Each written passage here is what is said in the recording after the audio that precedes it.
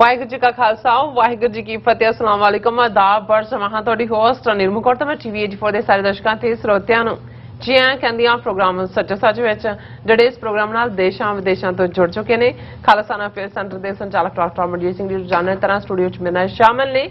ਉਹਨਾਂ ਨਾਲ ਗੱਲਬਾਤ ਕਰਕੇ ਅੱਜ ਦੇ ਮਿਸ਼ਨ ਸੁਪਰ ਉਹਨਾਂ ਤੋਂ ਉਹਨਾਂ ਦਾ ਤਜ਼ੀਆ ਜਾਣਦੇ ਹਾਂ।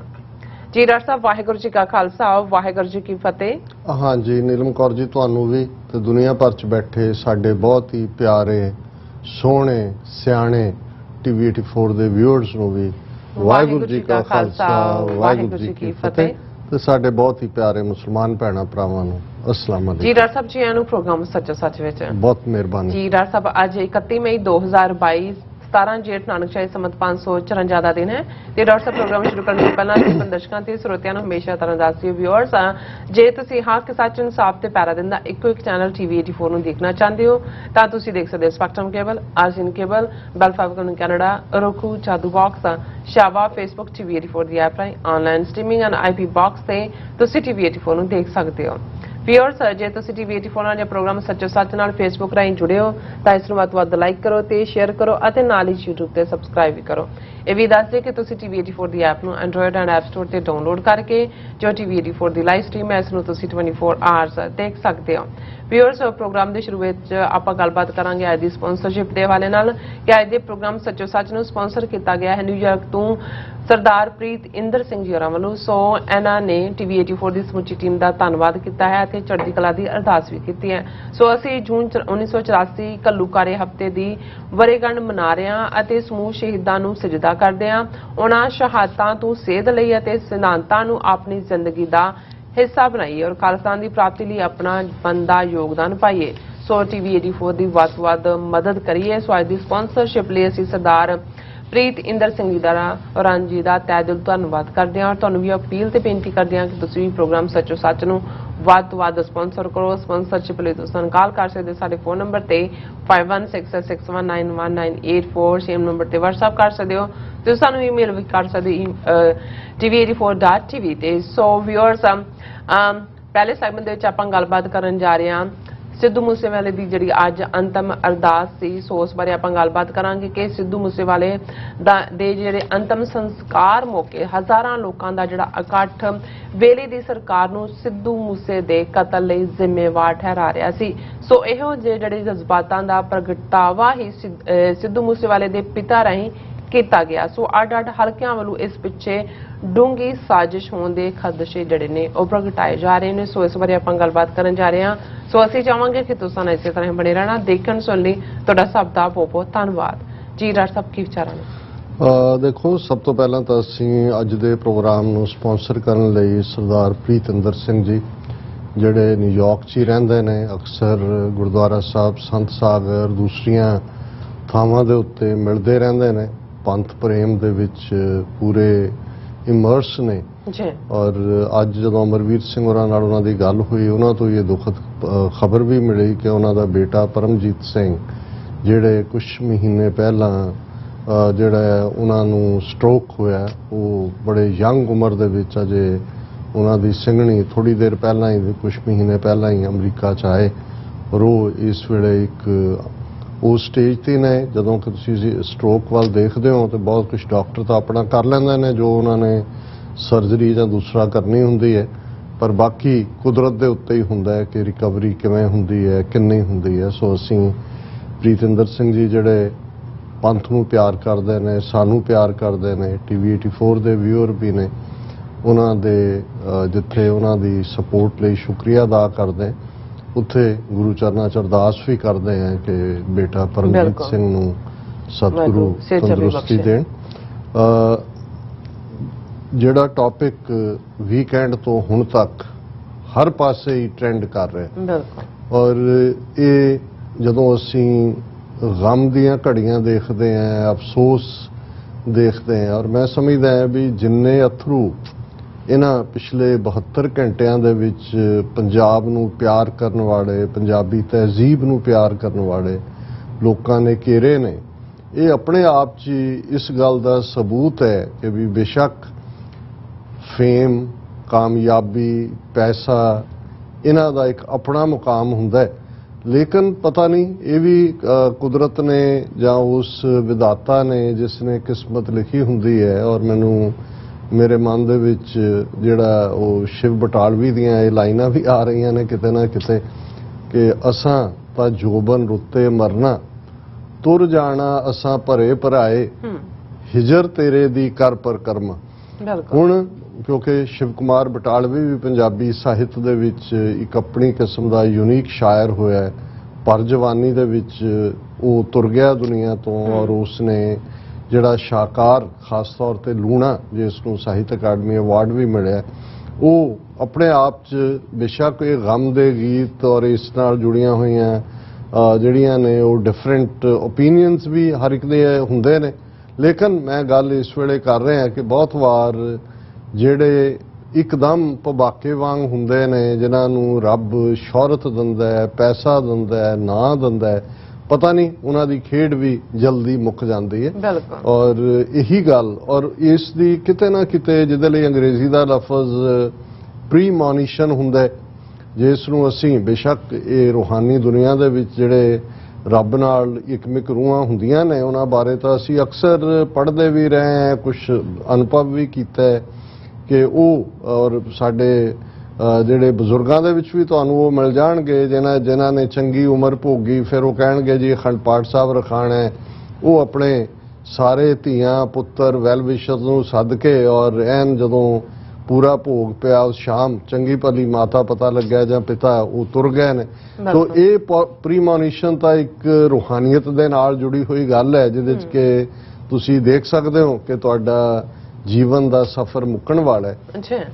ਪਰ ਕੁਝ ਜਿਹੜੇ ਇਹ ਅੱਗ ਦੇ ਭਬੂਕੇ ਵਰਗੇ ਹੁੰਦੇ ਨੇ ਉਹਨਾਂ ਦਾ ਕੁਝ ਐਸਾ ਚੱਲ ਰਿਹਾ ਹੁੰਦਾ ਹੈ, ਸ਼ਾਇਦ ਉਹਨਾਂ ਨੂੰ ਉਹ ਜਾ ਉਸੇ ਪਾਸੇ ਹੀ ਰਹੇ ਹੁੰਦੇ ਨੇ ਕਿਉਂਕਿ ਅਸੀਂ ਜਿਹੜੇ ਕਿ ਰੱਬ ਦੇ ਵਿੱਚ ਯਕੀਨ ਰੱਖਣ ਵਾਲੇ ਲੋਕ ਹੈ, ਅਸੀਂ ਮੰਨਦੇ ਹਾਂ ਕਿ ਭਾਈ ਮਰਨ ਲਿਖਾਏ ਮੰਡਲ ਮੇ ਆਏ, ਆਉਣ ਤੋਂ ਪਹਿਲਾਂ ਦੁਨੀਆ 'ਚ ਮੌਤ ਲਿਖੀ ਹੁੰਦੀ ਹੈ। ਇਹ ਵੀ ਅਸੀਂ ਸਮਝਦੇ ਹਾਂ ਕਿ ਭਾਈ ਇਹ ਜਿਹੜਾ ਮੌਤ ਦਾ ਵਕਤ ਥਾਂ ਜਿਹਨੂੰ ਕਬੀਰ ਸਾਹਿਬ ਨੇ ਫਰਮਾਇਆ, ਕਬੀਰ ਕਿਉਂ ਜਾਣਾ ਕਿਵ ਮਰੇਂਗੇ, ਕੈਸਾ ਮਰਨਾ ਹੋਏ, ਜੇਕਰ ਸਾਹਿਬ ਮਨੋਂ ਨਾ ਵਿਸਰੈ ਤਾਂ ਸਹਿਲਾ ਮਰਨਾ ਹੋਏ। ਕਿ ਕਿਵੇਂ ਕਿੱਥੇ ਮੌਤ ਹੋਏਗੀ ਇਹ ਕੋਈ ਵੀ ਨਹੀਂ ਜਾਣਦਾ ਤੇ ਇਹੀ ਰੱਬ ਦਾ ਫਕੀਰ ਰੱਬ ਦਾ ਬੰਦਾ ਰੱਬ ਤੋਂ ਮੰਗਦਾ ਹੈ ਕਿ ਭਾਈ ਅਖੀਰਲੇ ਸਾਹ ਤੱਕ ਮੇਰੀ ਪ੍ਰੀਤ ਨਿਭੇ, ਮੈਂ ਤੇਰੇ ਤੋਂ ਨਾ ਟੁੱਟਿਆ ਹੋਵਾਂ, ਜਦੋਂ ਵੀ ਜਿੱਥੇ ਵੀ ਮੈਂ ਜਾਵਾਂ ਜਾਣ ਤੱਕ ਮੇਰੀ ਤੇਰੇ ਨਾਲ ਪ੍ਰੀਤ ਪੁੱਗੇ। ਹੁਣ ਜਦੋਂ ਅੱਜ ਵੀ ਸਾਰੇ ਮੈਂ ਦੇਖ ਰਿਹਾ ਸੀ ਵੀ ਇਵਨ ਇੰਗਲਿਸ਼ ਟ੍ਰਿਬਿਊਨ ਵਰਗਾ ਅਖਬਾਰ ਜਿਨ੍ਹਾਂ ਨੂੰ ਅਕਸਰ ਪੰਜਾਬ ਜਾਂ ਸਿੱਖਾਂ ਨਾਲ ਸੰਬੰਧਿਤ ਕੋਈ ਖਬਰ ਜਿਹੜੀ ਆ ਉਹ ਇੱਕ ਦੋ ਕਾਲਮ ਦੇ ਵਿੱਚ ਡਿਸਮਿਸ ਕਰ ਦਿੰਦੇ ਨੇ, ਸਾਰਾ ਪੰਜਾਬ ਸੈਕਸ਼ਨ ਉਹਨਾਂ ਦਾ ਮੇਨ ਸੈਕਸ਼ਨ ਟ੍ਰਿਬਿਊਨ ਇੰਗਲਿਸ਼ ਔਰ ਇਸੇ ਤਰ੍ਹਾਂ ਈਵਨ ਭਾਰਤ ਦੀਆਂ ਦੂਸਰੀ ਪਬਲਿਕੇਸ਼ਨਸ ਉਹਨਾਂ ਦਾ ਜਿਹੜਾ ਇਲੈਕਟ੍ਰੋਨਿਕ ਮੀਡੀਆ ਉਹ ਚਰਚਾ ਹੀ ਇਹ ਕਰ ਰਿਹਾ। ਔਰ ਮੈਂ ਵੀ ਕਿਉਂਕਿ ਜਦੋਂ ਤੁਸੀਂ ਕਿਸੇ ਟੌਪਿਕ ਨਾਲ ਥੋੜਾ ਬਹੁਤ ਜੁੜਦੇ ਹੋ ਉਹਦੇ ਬਾਰੇ ਤੁਸੀਂ ਹੋਰ ਵੀ ਜਾਣਨਾ ਚਾਹੁੰਦੇ ਹੋ, ਮੈਨੂੰ ਇਸ ਗੱਲ ਦਾ ਅਹਿਸਾਸ ਨਹੀਂ ਸੀ ਕਿ ਜਿਹੜੀ ਪੰਜਾਬੀ ਮਿਊਜ਼ਿਕ ਇੰਡਸਟਰੀ ਹੈ ਇਹ ਜਿਹੜੀ ਰਿਪੋਰਟ ਮੈਂ NDTV ਦੀ ਦੇਖ ਰਿਹਾ ਸੀ ਕਿ ਦੁਨੀਆ ਦੀ ਤੀਸਰੀ ਸਭ ਤੋਂ ਵੱਡੀ ਕਮਾਈ ਵਾਲੀ ਇੰਡਸਟਰੀ ਹੈ, ਸਭ ਤੋਂ ਦੁਨੀਆ ਦੀ ਵਰਲਡ। ਔਰ ਉਹਦੇ 'ਚ ਸਭ ਤੋਂ ਉੱਪਰ ਜਿਹੜੀ ਹੈ ਉਹ ਅੰਗਰੇਜ਼ੀ ਹੈ ਜ਼ਾਹਰ ਹੈ, ਨੰਬਰ 2 ਤੇ ਹਿੰਦੀ ਹੈ 1800 ਕਰੋੜ ਦਾ। ਔਰ ਇਹ ਪੰਜਾਬ ਦੀ ਜਿਹੜੀ ਮਿਊਜ਼ਿਕ ਇੰਡਸਟਰੀ ਇਹ 700 ਜਾਂ 800 ਕਰੋੜ ਤੋਂ ਜ਼ਿਆਦਾ ਜਿਹੜਾ ਕਿ ਓਵਰਗਰਾਊਂਡ ਜਿਹੜੀ ਵੀ ਕੈਲਕੂਲੇਸ਼ਨ ਹੋਏਗੀ। ਸੋ ਇਹ ਬਹੁਤ ਵੱਡੀ ਗੱਲ ਹੈ ਕਿ ਦੁਨੀਆ ਦੀਆਂ ਹਜ਼ਾਰਾਂ ਜ਼ਬਾਨਾਂ ਔਰ ਅੱਗੋਂ ਲੱਖਾਂ ਉਹਨਾਂ ਦੇ ਡਾਇਲੈਕਟ ਔਰ ਉਹਨਾਂ ਦੇ ਵਿੱਚ ਜਿਹੜਾ ਇਸ ਲੈਵਲ ਦੇ ਉੱਤੇ ਪੰਜਾਬੀ ਗਾਇਕੀ ਜਿਹੜੀ ਹੈ ਇਹਦੇ ਬਾਵਜੂਦ ਕਿ ਇੱਕ ਵੱਡਾ ਹਿੱਸਾ ਪੰਜਾਬ ਦਾ ਜਿਹੜਾ ਸਾਡਾ ਲਹਿੰਦਾ ਪੰਜਾਬ ਹੈ ਉੱਥੇ ਵੀ ਨਾ ਪ੍ਰਾਇਮਰੀ ਸਕੂਲਾਂ 'ਚ ਪੰਜਾਬੀ ਪੜ੍ਹਾਈ ਜਾਂਦੀ ਹੈ, ਨਾ ਹੀ ਉਹਨਾਂ ਦੀਆਂ ਨੈਸ਼ਨਲ ਅਸੈਂਬਲੀ ਜਾਂ ਸਟੇਟ ਅਸੈਂਬਲੀਜ਼ ਦੇ ਵਿੱਚ ਪੰਜਾਬੀ ਬੋਲਣ ਦਾ ਜਿਹੜਾ ਉਹ ਬੋਲ ਸਕਦਾ ਕੋਈ ਰੈਕਗਨੀਸ਼ਨ ਨਹੀਂ ਹੈ। ਸਾਡੇ ਪੰਜਾਬ 'ਚ ਇੰਨੀ ਸਟਰਗਲ ਕਰਕੇ ਜੇ ਪੰਜਾਬੀ ਸੂਬਾ ਬਣਿਆ ਹੀ ਹੈ ਪਰ ਸਕਸੈਸਿਵ ਹਕੂਮਤਾਂ ਦਾ ਤੁਸੀਂ ਦੇਖੋਗੇ ਰਵੱਈਆ ਔਰ ਨਜ਼ਰ ਆਏਗਾ ਤੁਹਾਨੂੰ ਕਿ ਬਹੁਤ ਸਾਰਾ ਕੰਮ ਕਿਤੇ ਅੰਗਰੇਜ਼ੀ 'ਚ ਹੋ ਰਿਹਾ ਕਿਤੇ ਹਿੰਦੀ ਵਿੱਚ ਵਾੜ ਰਹੇ ਨੇ। ਪਰ ਇਹਦੇ ਬਾਵਜੂਦ ਕਿਉਂਕਿ ਉਸ ਸਾਡੀ ਤਹਿਜ਼ੀਬ ਦੇ ਵਿੱਚ ਇਕੱਲਾ ਇਹੀ ਨਹੀਂ ਕਿ ਜਦੋਂ ਅਸੀਂ 5-6 ਹਜ਼ਾਰ ਸਾਲ ਦੀ ਇੰਡਸ ਵੈਲੀ ਸਿਵਲਾਈਜੇਸ਼ਨ ਤੋਂ ਦੇਖਦੇ ਹਾਂ ਜਾਂ ਲੋਕਾਂ ਦੀ ਤਰਬੀਅਤ ਦੇ ਵਿੱਚ ਜਾਂ ਉਸ ਧਰਤੀ ਤੇ ਜਿੱਥੇ 6 ਰੁੱਤਾਂ ਆਪਣੇ ਪੂਰੇ ਜੋਬਨ ਦੇ ਉੱਤੇ ਆਉਂਦੀਆਂ ਤੇ ਜਾਂਦੀਆਂ ਨੇ ਔਰ ਉਹੀ ਸਖਤ ਜਾਨ ਲੋਕ ਮਿਹਨਤ ਕਰਨ ਵਾਲੇ ਅਣਖੀ। ਔਰ ਅੱਜ ਹੀ ਡਾਕਟਰ ਚੀਮਾ ਨਾਲ ਇੰਗਲੈਂਡ 'ਚ ਗੱਲ ਹੋ ਰਹੀ ਸੀ, ਮੈਂ ਕਿਹਾ ਹਕੂਮਤਾਂ ਵੇਲੇ ਦੀਆਂ ਕੌਣ ਨੇ ਕੌਣ ਨਹੀਂ ਨੇ, ਸਾਡੀ ਉਸ ਤਹਿਜ਼ੀਬ ਦੇ ਵਿੱਚ ਹਮੇਸ਼ਾ ਜਿਹੜਾ ਡੇਅਰਿੰਗ ਕਰੈਕਟਰ ਹੈ, ਵੰਗਾਰਨ ਵਾਲਾ ਹੈ, ਜਿਹੜਾ ਉਸ ਨੂੰ ਅਸੀਂ ਹਮੇਸ਼ਾ ਹੀ ਜਿਹੜਾ ਉਹ ਲੋਕ ਗਥਾਵਾਂ 'ਚ, ਲੋਕ ਕਥਾਵਾਂ 'ਚ, ਲੋਕ ਗੀਤਾਂ 'ਚ ਆ ਜਾਂਦਾ ਹੈ। ਉਹ ਭਾਵੇਂ ਫਿਰ ਦੁੱਲਾ ਭੱਟੀ ਹੋਏ ਤੇ ਉਹ ਭਾਵੇਂ ਜੱਗਾ ਜੱਟ ਹੋਏ ਜਾਂ ਉਹ ਜਿਹੜਾ ਜਿਉਣਾ ਮੋੜ ਹੋਏ, ਜਿੱਥੇ ਅਸੀਂ ਇੱਕ ਤਾਂ ਸਾਡੇ ਮਜ਼ਹਬੀ ਹੀਰੋ ਨੇ ਉਹਨਾਂ ਦੀ ਤਾਂ ਅਸੀਂ ਗੱਲ ਕਰਦੇ ਹੀ ਹਾਂ ਕਿ ਭਾਈ ਵੰਗਾਰਨ ਵਾਲੇ, ਪਰ ਈਵਨ ਜਿਨ੍ਹਾਂ ਨੂੰ ਵੇਲੇ ਦੀਆਂ ਹਕੂਮਤਾਂ ਨੇ ਬਾਗੀ ਜਾਂ ਡਾਕੂ ਜਾਂ ਦੂਜਾ ਕਿਹਾ, ਕਿਉਂਕਿ ਉਹਨਾਂ ਨੇ ਹੈਡ ਔਨ ਜਿਹੜਾ ਉਹ ਚੈਲੰਜ ਕੀਤਾ, ਇਸ ਲਈ ਉਹ ਇਨਸਟੈਂਟ ਹੀਰੋ ਬਣ ਜਾਂਦੇ ਨੇ।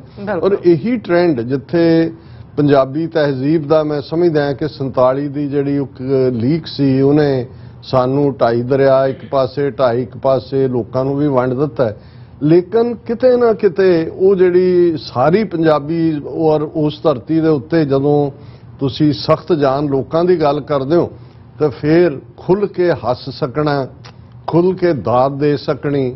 ਔਰ ਜੇ ਕਿਸੇ ਨੂੰ ਵੰਗਾਰਿਆ ਤਾਂ ਵੰਗਾਰ ਕੇ ਫਿਰ ਇਹਨੂੰ ਕਹਿੰਦੇ ਨੇ ਬੁਰੇ ਦੇ ਘਰ ਤੱਕ ਜਾਣਾ। ਇਹ ਸਾਰੇ ਟ੍ਰੇਟ ਵੀ ਉਸ ਤਰਬੀਅਤ ਦੇ ਨੇ।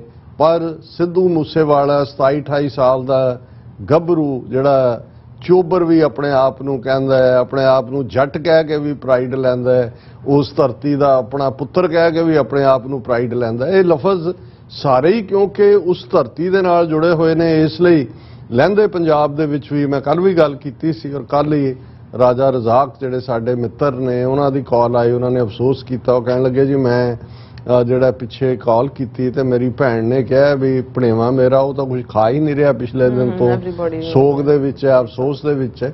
ਔਰ ਅੱਜ ਮੈਂ BBC ਪੰਜਾਬੀ ਸਰਵਿਸ ਤੋਂ ਦੇਖ ਰਿਹਾ ਸੀ ਕਿ ਪਾਕਿਸਤਾਨ ਦੇ ਲੋਕਾਂ ਦਾ ਕੀ ਰਿਐਕਸ਼ਨ ਹੈ। ਇਕੱਲਾ ਇੱਕ ਤਾਂ ਟਵਿੱਟਰ ਟ੍ਰੈਂਡ ਪੜ੍ਹੇ ਲਿਖੇ ਜਿਹੜੇ ਨੇ ਉਹ ਟਵਿੱਟਰ ਜਾਂ ਦੂਜੇ ਤੇ ਨੇ ਕਾਮਨ, ਉਹਦੇ 'ਚ 5-6 ਕਾਮੈਂਟ ਸੀ ਤੇ ਇਵੇਂ ਹੀ ਸੀ ਕਿ ਜਿਵੇਂ ਲੱਗੇ ਕਿ ਭਾਈ ਉਸ ਪੀੜ ਨੂੰ ਕਿੰਨਾ ਡੂੰਘਾ ਮਹਿਸੂਸ ਕਰ ਰਹੇ ਨੇ।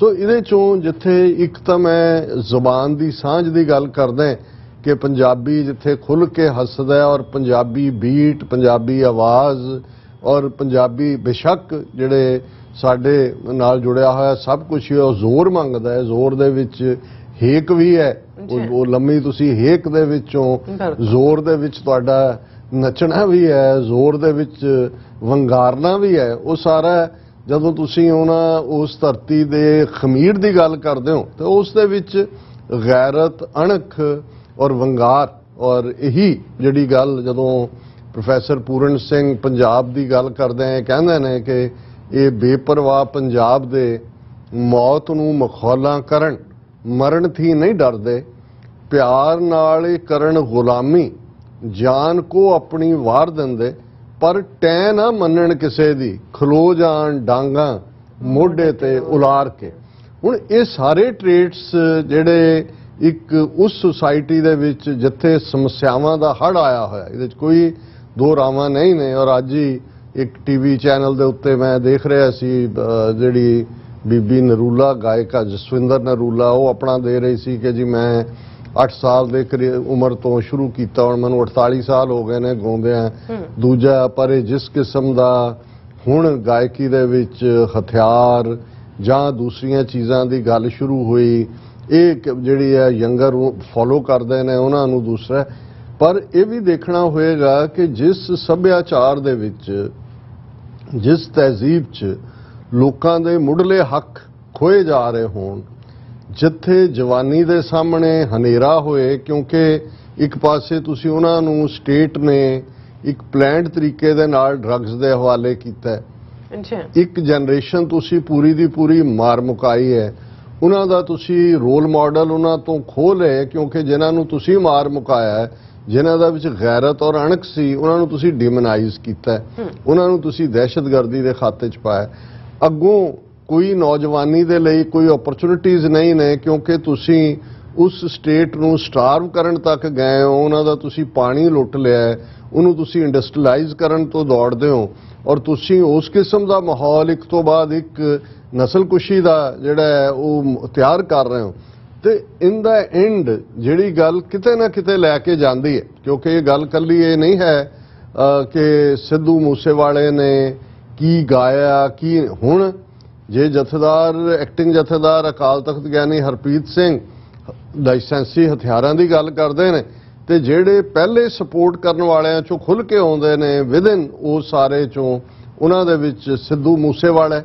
ਅੱਛਾ। ਔਰ ਇਹੀ ਨਹੀਂ, ਉਹ ਆਪਣੇ ਇੱਕ ਹੋਰ ਇੰਟਰਵਿਊ ਦੇ ਵਿੱਚ ਜੋ 84 ਦੇ ਵਿੱਚ ਦਰਬਾਰ ਸਾਹਿਬ ਦੇ ਘੱਲੂਘਾਰੇ ਦੇ ਮੌਕੇ ਹੁੰਦਾ ਹੈ, ਔਰ ਜਿਵੇਂ ਸਿੱਖ ਜਿਹੜੇ ਨੇ ਉਹ ਆਪਣੇ ਡਿਫੈਂਸ ਦੇ ਲਈ ਹਥਿਆਰ ਚੁੱਕਦੇ ਨੇ, ਉਹ ਉਹਨਾਂ ਨੂੰ ਜਸਟੀਫਾਈ ਕਰਦੇ ਨੇ।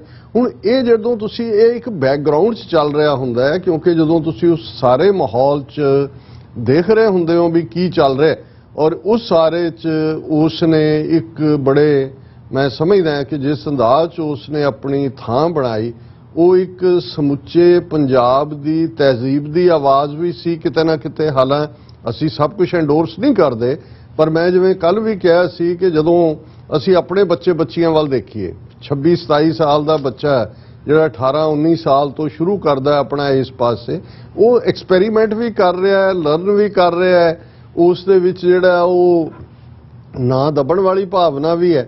ਲੇਕਿਨ ਜਿਹੜੀ ਮੈਂ ਗੱਲ ਪ੍ਰੀਮੋਨੀਸ਼ਨ ਲਫ਼ਜ਼ ਮੈਂ ਇਸਤੇਮਾਲ ਕੀਤਾ ਸੀ, ਉਹਦਾ ਮੈਂ ਅੱਜ ਦੇਖ ਰਿਹਾ ਸੀ ਕਿ ਉਹਦਾ ਜਿਹੜਾ ਲਾਸਟ ਗੀਤ ਜਿਹੜਾ 15 ਮਈ ਨੂੰ ਰਿਲੀਜ਼ ਹੋਇਆ, ਜਸਟ 2 ਹਫ਼ਤੇ ਪਹਿਲਾਂ, ਜਿਹਦਾ ਨਾਂ ਵੀ ਉਸ ਨੇ ਜਿਹੜਾ ਉਹ ਦਾ ਲਾਸਟ ਰਾਈਡ ਉਹਦੇ ਉੱਤੇ ਲਿਖਿਆ। ਹੁਣ ਇਹ ਕਿਹਨੂੰ ਸਮਰਪਿਤ ਹੈ ਜਾਂ ਕਿਹਦਾ ਹਵਾਲਾ ਦੇ ਕੇ ਹੈ? ਅਮਰੀਕਾ ਦੇ ਵਿੱਚ ਇੱਕ ਜਿਹੜਾ 25 ਸਾਲ ਦਾ ਰੈਪਰ, ਬੜਾ ਮਸ਼ਹੂਰ ਗਾਇਕ ਜਿਹੜਾ ਹੈ, ਉਸ ਦਾ ਨਾਂ ਟੂਪੈਕ, ਉਹ ਲਾਸ ਵੇਗਸ ਦੇ ਵਿੱਚ ਉਹਨਾਂ ਦਾ ਬਾਕਸਿੰਗ ਦਾ ਕੋਈ ਚੱਲ ਰਿਹਾ ਸੀ ਮੈਚ, ਮਾਈਕ ਟਾਇਸਨ ਉਹਦੇ 'ਚ ਸੀ, ਉਹਨੂੰ ਦੇਖ ਕੇ ਵਾਪਸ ਮੁੜ ਰਿਹਾ ਸੀ ਔਰ ਉਹਦਾ ਰਾਹ ਦੇ ਵਿੱਚ ਕਤਲ ਹੋ ਗਿਆ ਸੀ। ਉਹ ਬਹੁਤ ਉਸ ਨੇ ਮਸ਼ਹੂਰੀ ਖੱਟੀ ਸੀ, ਸ਼ੋਹਰਤ ਖੱਟੀ ਸੀ। ਉਹਦੀ ਉਮਰ 25 ਸਾਲਾਂ ਦੀ ਸੀ ਔਰ 7 ਸਤੰਬਰ 1996 ਨੂੰ ਲਾਸ ਵੇਗਸ 'ਚ ਉਹਦਾ ਮਰਡਰ ਹੋਇਆ। ਹੁਣ ਇਹ ਜਿਹੜਾ ਲਾਸਟ ਗੀਤ ਹੈ ਇਹਦਾ ਮੂਸੇਵਾਲਾ ਦਾ, ਉਹਨੂੰ ਜਿਹੜਾ ਰੈਫਰ ਕਰਕੇ ਔਰ ਉਹਦੇ ਬੋਲ ਵੀ ਨੇ, ਚੋਬਰ ਦੇ ਚਿਹਰੇ ਉੱਤੇ ਨੂਰ ਦੱਸਦਾ ਨਹੀਂ ਇਹਦਾ ਉੱਠੂਗਾ ਜਵਾਨੀ 'ਚ ਜਨਾਜ਼ਾ ਮਿੱਠੀਏ। ਹੁਣ ਇਹ ਜਵਾਨੀ, ਔਰ ਉਸ ਗੀਤ ਦੇ ਪਹਿਲੇ 'ਚ ਜਿਹੜਾ ਸਿਵਾ ਬਲਦਾ ਦਿਖਾਇਆ ਹੈ, ਉਸ ਦੀ ਜਿਹੜੀ ਪਿਕਚਰ ਹੈ।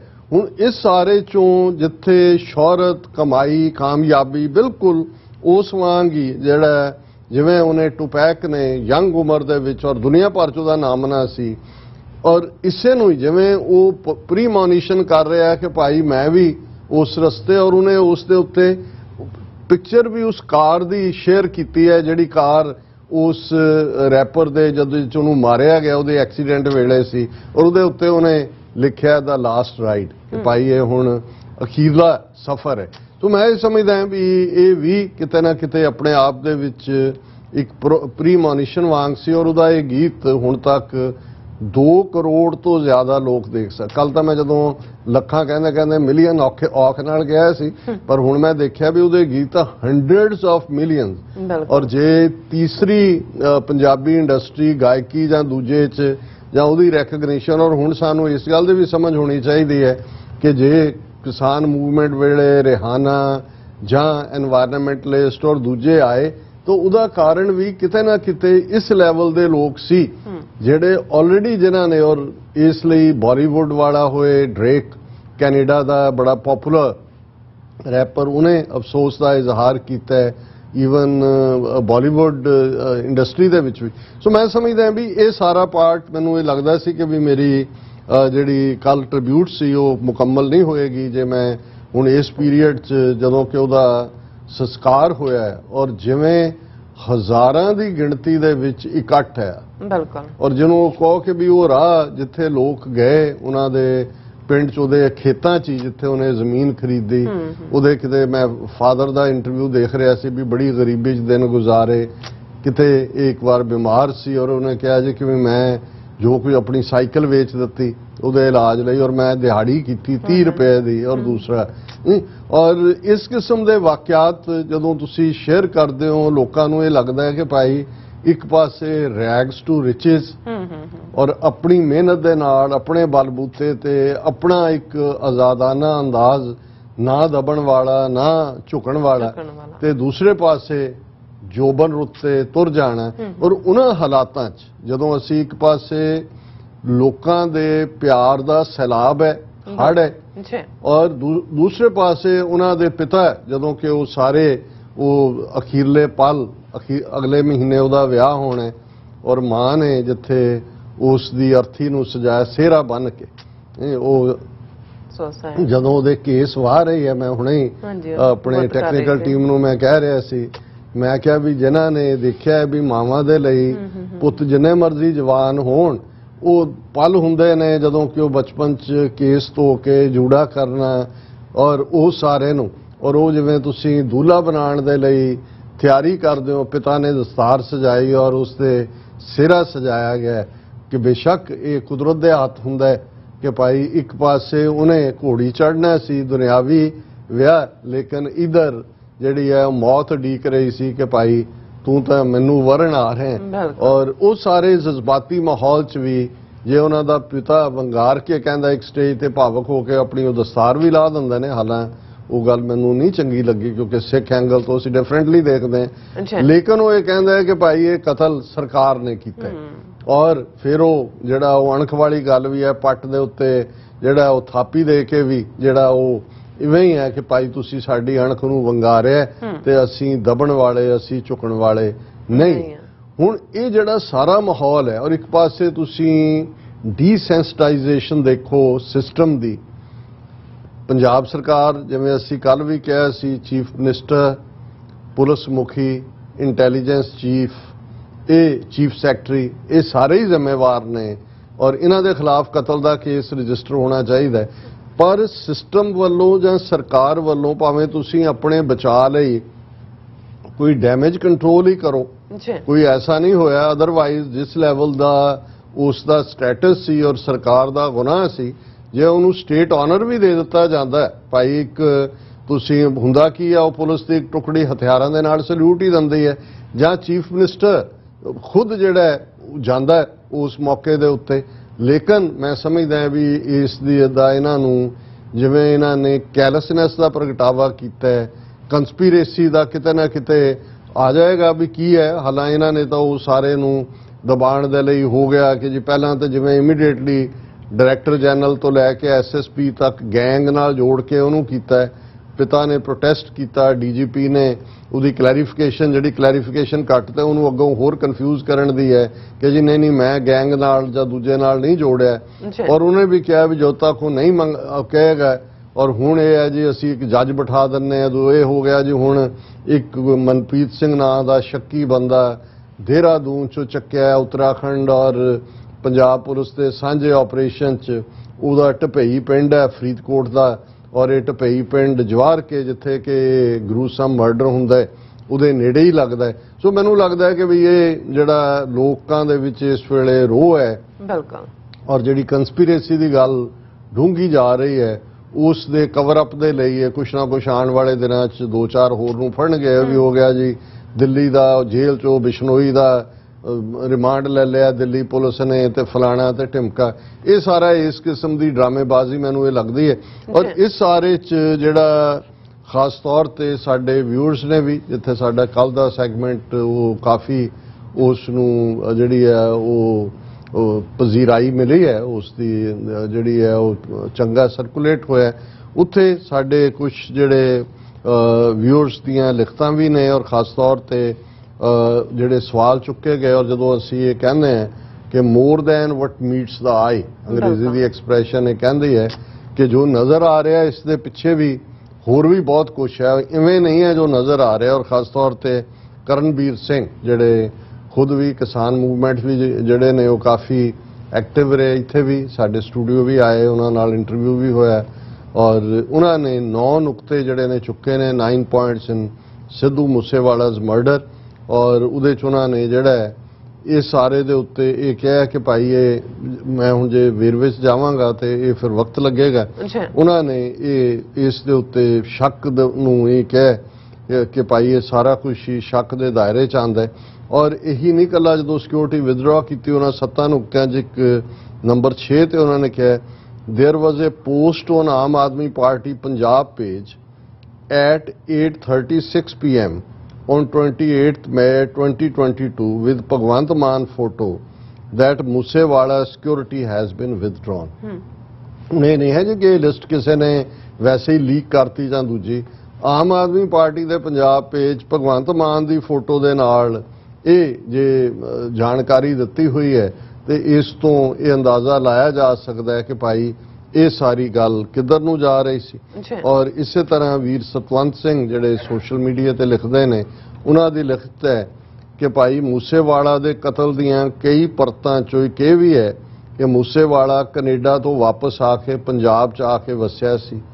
ਇਸ ਕਤਲ ਰਾਹੀਂ ਸਟੇਟ ਇਹ ਨੈਰੇਟਿਵ ਸਿਰਜਣਾ ਚਾਹੁੰਦੀ ਹੈ ਕਿ ਪੰਜਾਬ ਰਹਿਣ ਲਈ ਸੁਰੱਖਿਅਤ ਨਹੀਂ, ਇੱਥੇ ਵਾਪਸ ਨਾ ਆਓ, ਜਿਹੜੇ ਇੱਥੇ ਰਹਿੰਦੇ ਨੇ ਉਹ ਬਾਹਰ ਨਿਕਲਣ ਦਾ ਜੁਗਾੜ ਕਰੋ। ਉਂਝ ਭਾਵੇਂ ਪੰਜਾਬ 'ਚ ਭਾਰਤ ਦੀਆਂ ਹੋਰ ਸਟੇਟਾਂ ਮੁਕਾਬਲੇ ਬਹੁਤ ਘੱਟ ਅਪਰਾਧ ਹੋਏ। ਹੁਣ ਈਵਨ ਸਿੱਧੂ ਮੂਸੇਵਾਲਾ ਦਾ ਇੱਕ ਫੈਕਟਰ ਟੋਰਾਂਟੋ ਆਇਆ ਐਜ਼ ਅ ਇੰਟਰਨੈਸ਼ਨਲ ਸਟੂਡੈਂਟ, ਆਪਣੀ ਪੜ੍ਹਾਈ ਵੀ ਕੰਪਲੀਟ ਕੀਤੀ ਔਰ ਉਹਦੇ ਗੀਤ ਜਿਹੜੇ ਪਪੂਲਰ ਹੋਏ ਉਹ ਇੱਥੇ ਹੁੰਦਿਆਂ ਹੀ ਉਸ ਦੇ ਕਨੈਕਸ਼ਨ ਵੀ ਸੀ, ਲੇਕਿਨ ਉਹਨੇ ਵਾਪਸ ਜਾ ਕੇ ਆਪਣੇ ਪਿੰਡ ਜ਼ਮੀਨ ਖਰੀਦੀ, ਉੱਥੇ ਹੀ ਰਹਿਣ ਦਾ ਫੈਸਲਾ ਕੀਤਾ, ਉੱਥੋਂ ਦੀ ਸਿਆਸਤ ਨੂੰ ਵੀ ਜੁਆਇਨ ਕੀਤਾ।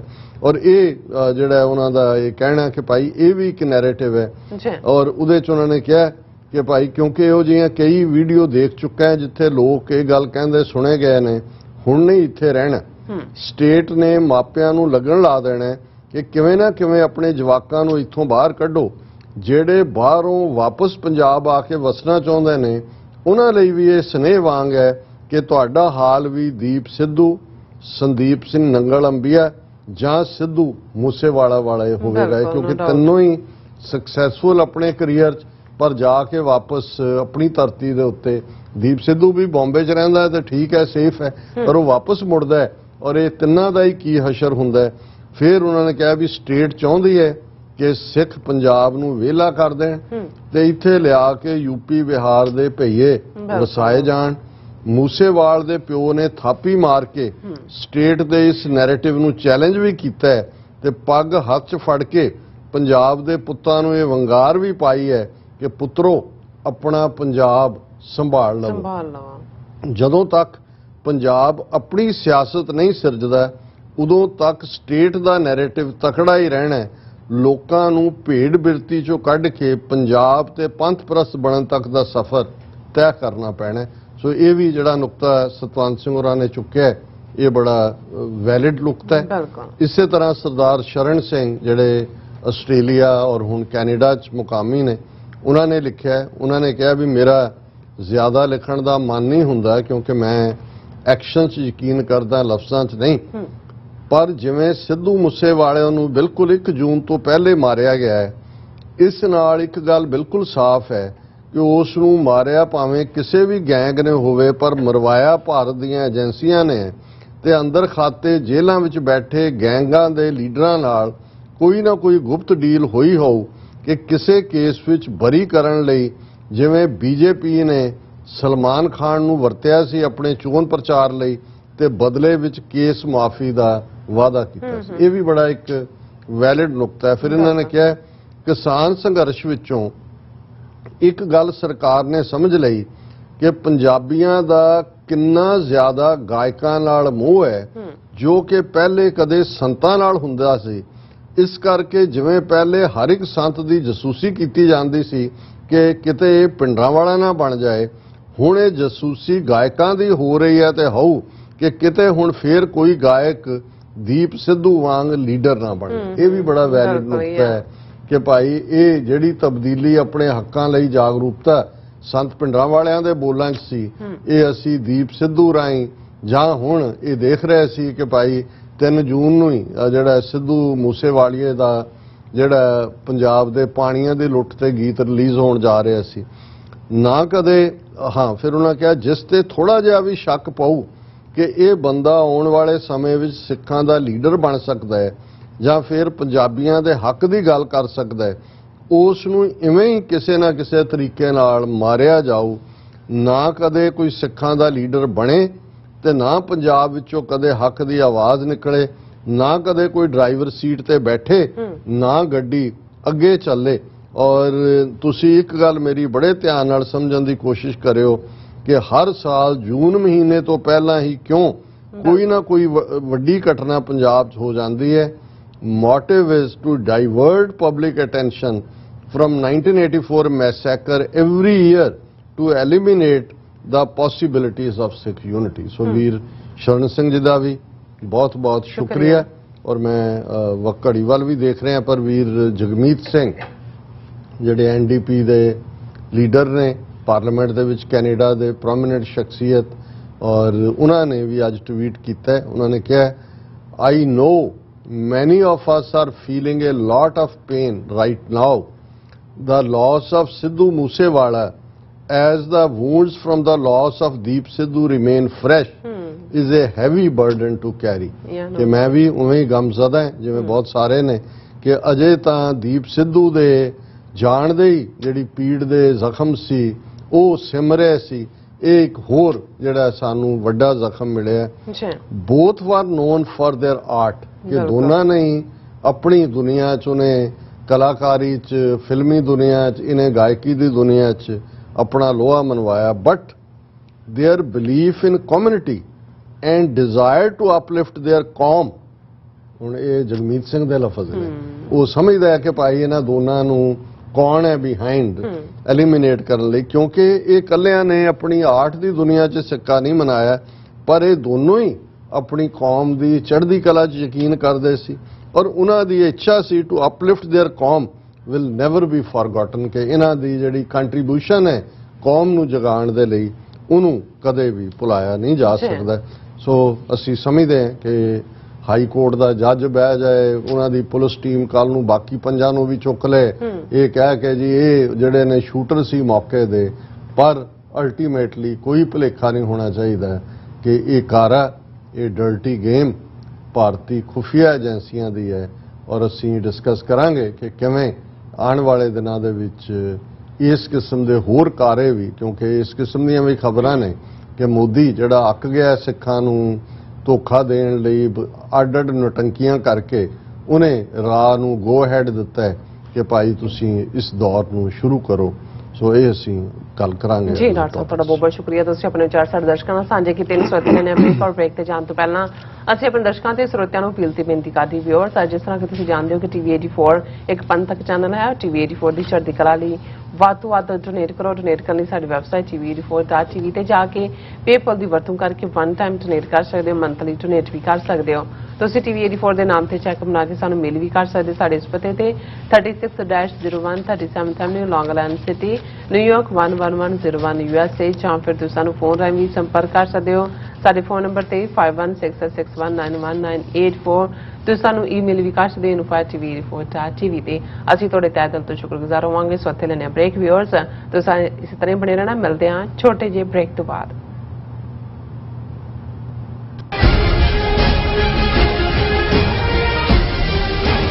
ਜੰਗ ਹਿੰਦ ਵਿੱਚ 4 ਜੂਨ 2022 ਨੂੰ ਕੈਲੀਫੋਰਨੀਆ ਦੇ ਸੈਨ ਫਰਾਂਸਿਸਕੋ ਵਿੱਚ ਫਰੀडम ਮਾਰਚ ਕੱਢਿਆ ਜਾ ਰਿਹਾ ਹੈ। ਵੀਰ ਵਾਲੇ ਦੇ ਮੁੱਠੀ ਪਰ ਸਿੰਘਾਂ ਨੇ ਮੱਥਾ ਹਿੰਦ ਦੀ ਫੌਜ ਨਾਲ ਲਾ ਲਿਆ ਹੈ। ਇਹ ਫਰੀडम ਮਾਰਚ 4 ਜੂਨ ਨੂੰ ਸਵੇਰੇ 10 ਵਜੇ ਤੋਂ 36 2nd ਸਟਰੀਟ ਸੈਨ ਫਰਾਂਸਿਸਕੋ ਤੋਂ ਸ਼ੁਰੂ ਹੋ ਕੇ ਸਿਵਿਕ ਸੈਂਟਰ ਪਲਾਜ਼ਾ ਤੇ ਸਮਾਪਤ ਹੋਵੇਗਾ। ਆਓ ਗੁਰੂ ਪਿਆਰੇ ਸਿੰਘਾਂ ਦੀ ਸ਼ਹਾਦਤ ਨੂੰ ਇਕੱਠ। ਕੀ ਤੁਸੀਂ ਆਪਣੇ ਟੈਕਸਿਸ ਨੂੰ ਲੈ ਕੇ ਚਿੰਤਤ ਹੋ? ਤੁਸੀਂ ਆਪਣੀ ਕਮਾਈ ਲਈ ਮਿਹਨਤ ਕਰਦੇ ਹੋ, ਭਾਵੇਂ ਤੁਸੀਂ ਨੌਕਰੀ ਵਿੱਚ ਹੋਵੋ ਜਾਂ ਆਪਣਾ ਬਿਜ਼ਨਸ ਚਲਾਉਂਦੇ ਹੋ। ਜਦੋਂ ਟੈਕਸ ਭਰਨ ਦਾ ਸਮਾਂ ਆਉਂਦਾ ਤਾਂ ਤੁਹਾਨੂੰ ਇੱਕ ਭਰੋਸੇਯੋਗ ਟੈਕਸ ਅਕਾਊਂਟੈਂਟ ਦੀ ਲੋੜ ਹੈ ਜੋ ਟੈਕਸ ਬੈਲੈਂਸ ਦਾ ਤੁਹਾਡੇ ਪੱਖ ਵਿੱਚ ਜਾਣਾ ਯਕੀਨੀ ਬਣਾਵੇ। ਸਿਆਟਲ ਦੀ ਜਾਣੀ ਪਹਿਚਾਣੀ company accurate accountants and taxes ਤੁਹਾਡੀ ਸੇਵਾ ਵਿੱਚ ਹਾਜ਼ਰ ਹੈ। ਅਸੀਂ ਹਰ ਤਰ੍ਹਾਂ ਦੇ ਟੈਕਸ ਭਰਨ ਵਿੱਚ ਤੁਹਾਡੀ ਮਦਦ ਕਰਾਂਗੇ। ਟੈਕਸ ਸੰਬੰਧੀ ਕਿਸੇ ਵੀ ਤਰ੍ਹਾਂ ਦੇ ਸਵਾਲ ਲਈ ਅੱਜ ਹੀ ਸਾਡੇ ਤੱਕ ਪਹੁੰਚ ਕਰੋ। Accurate accountants and Texas.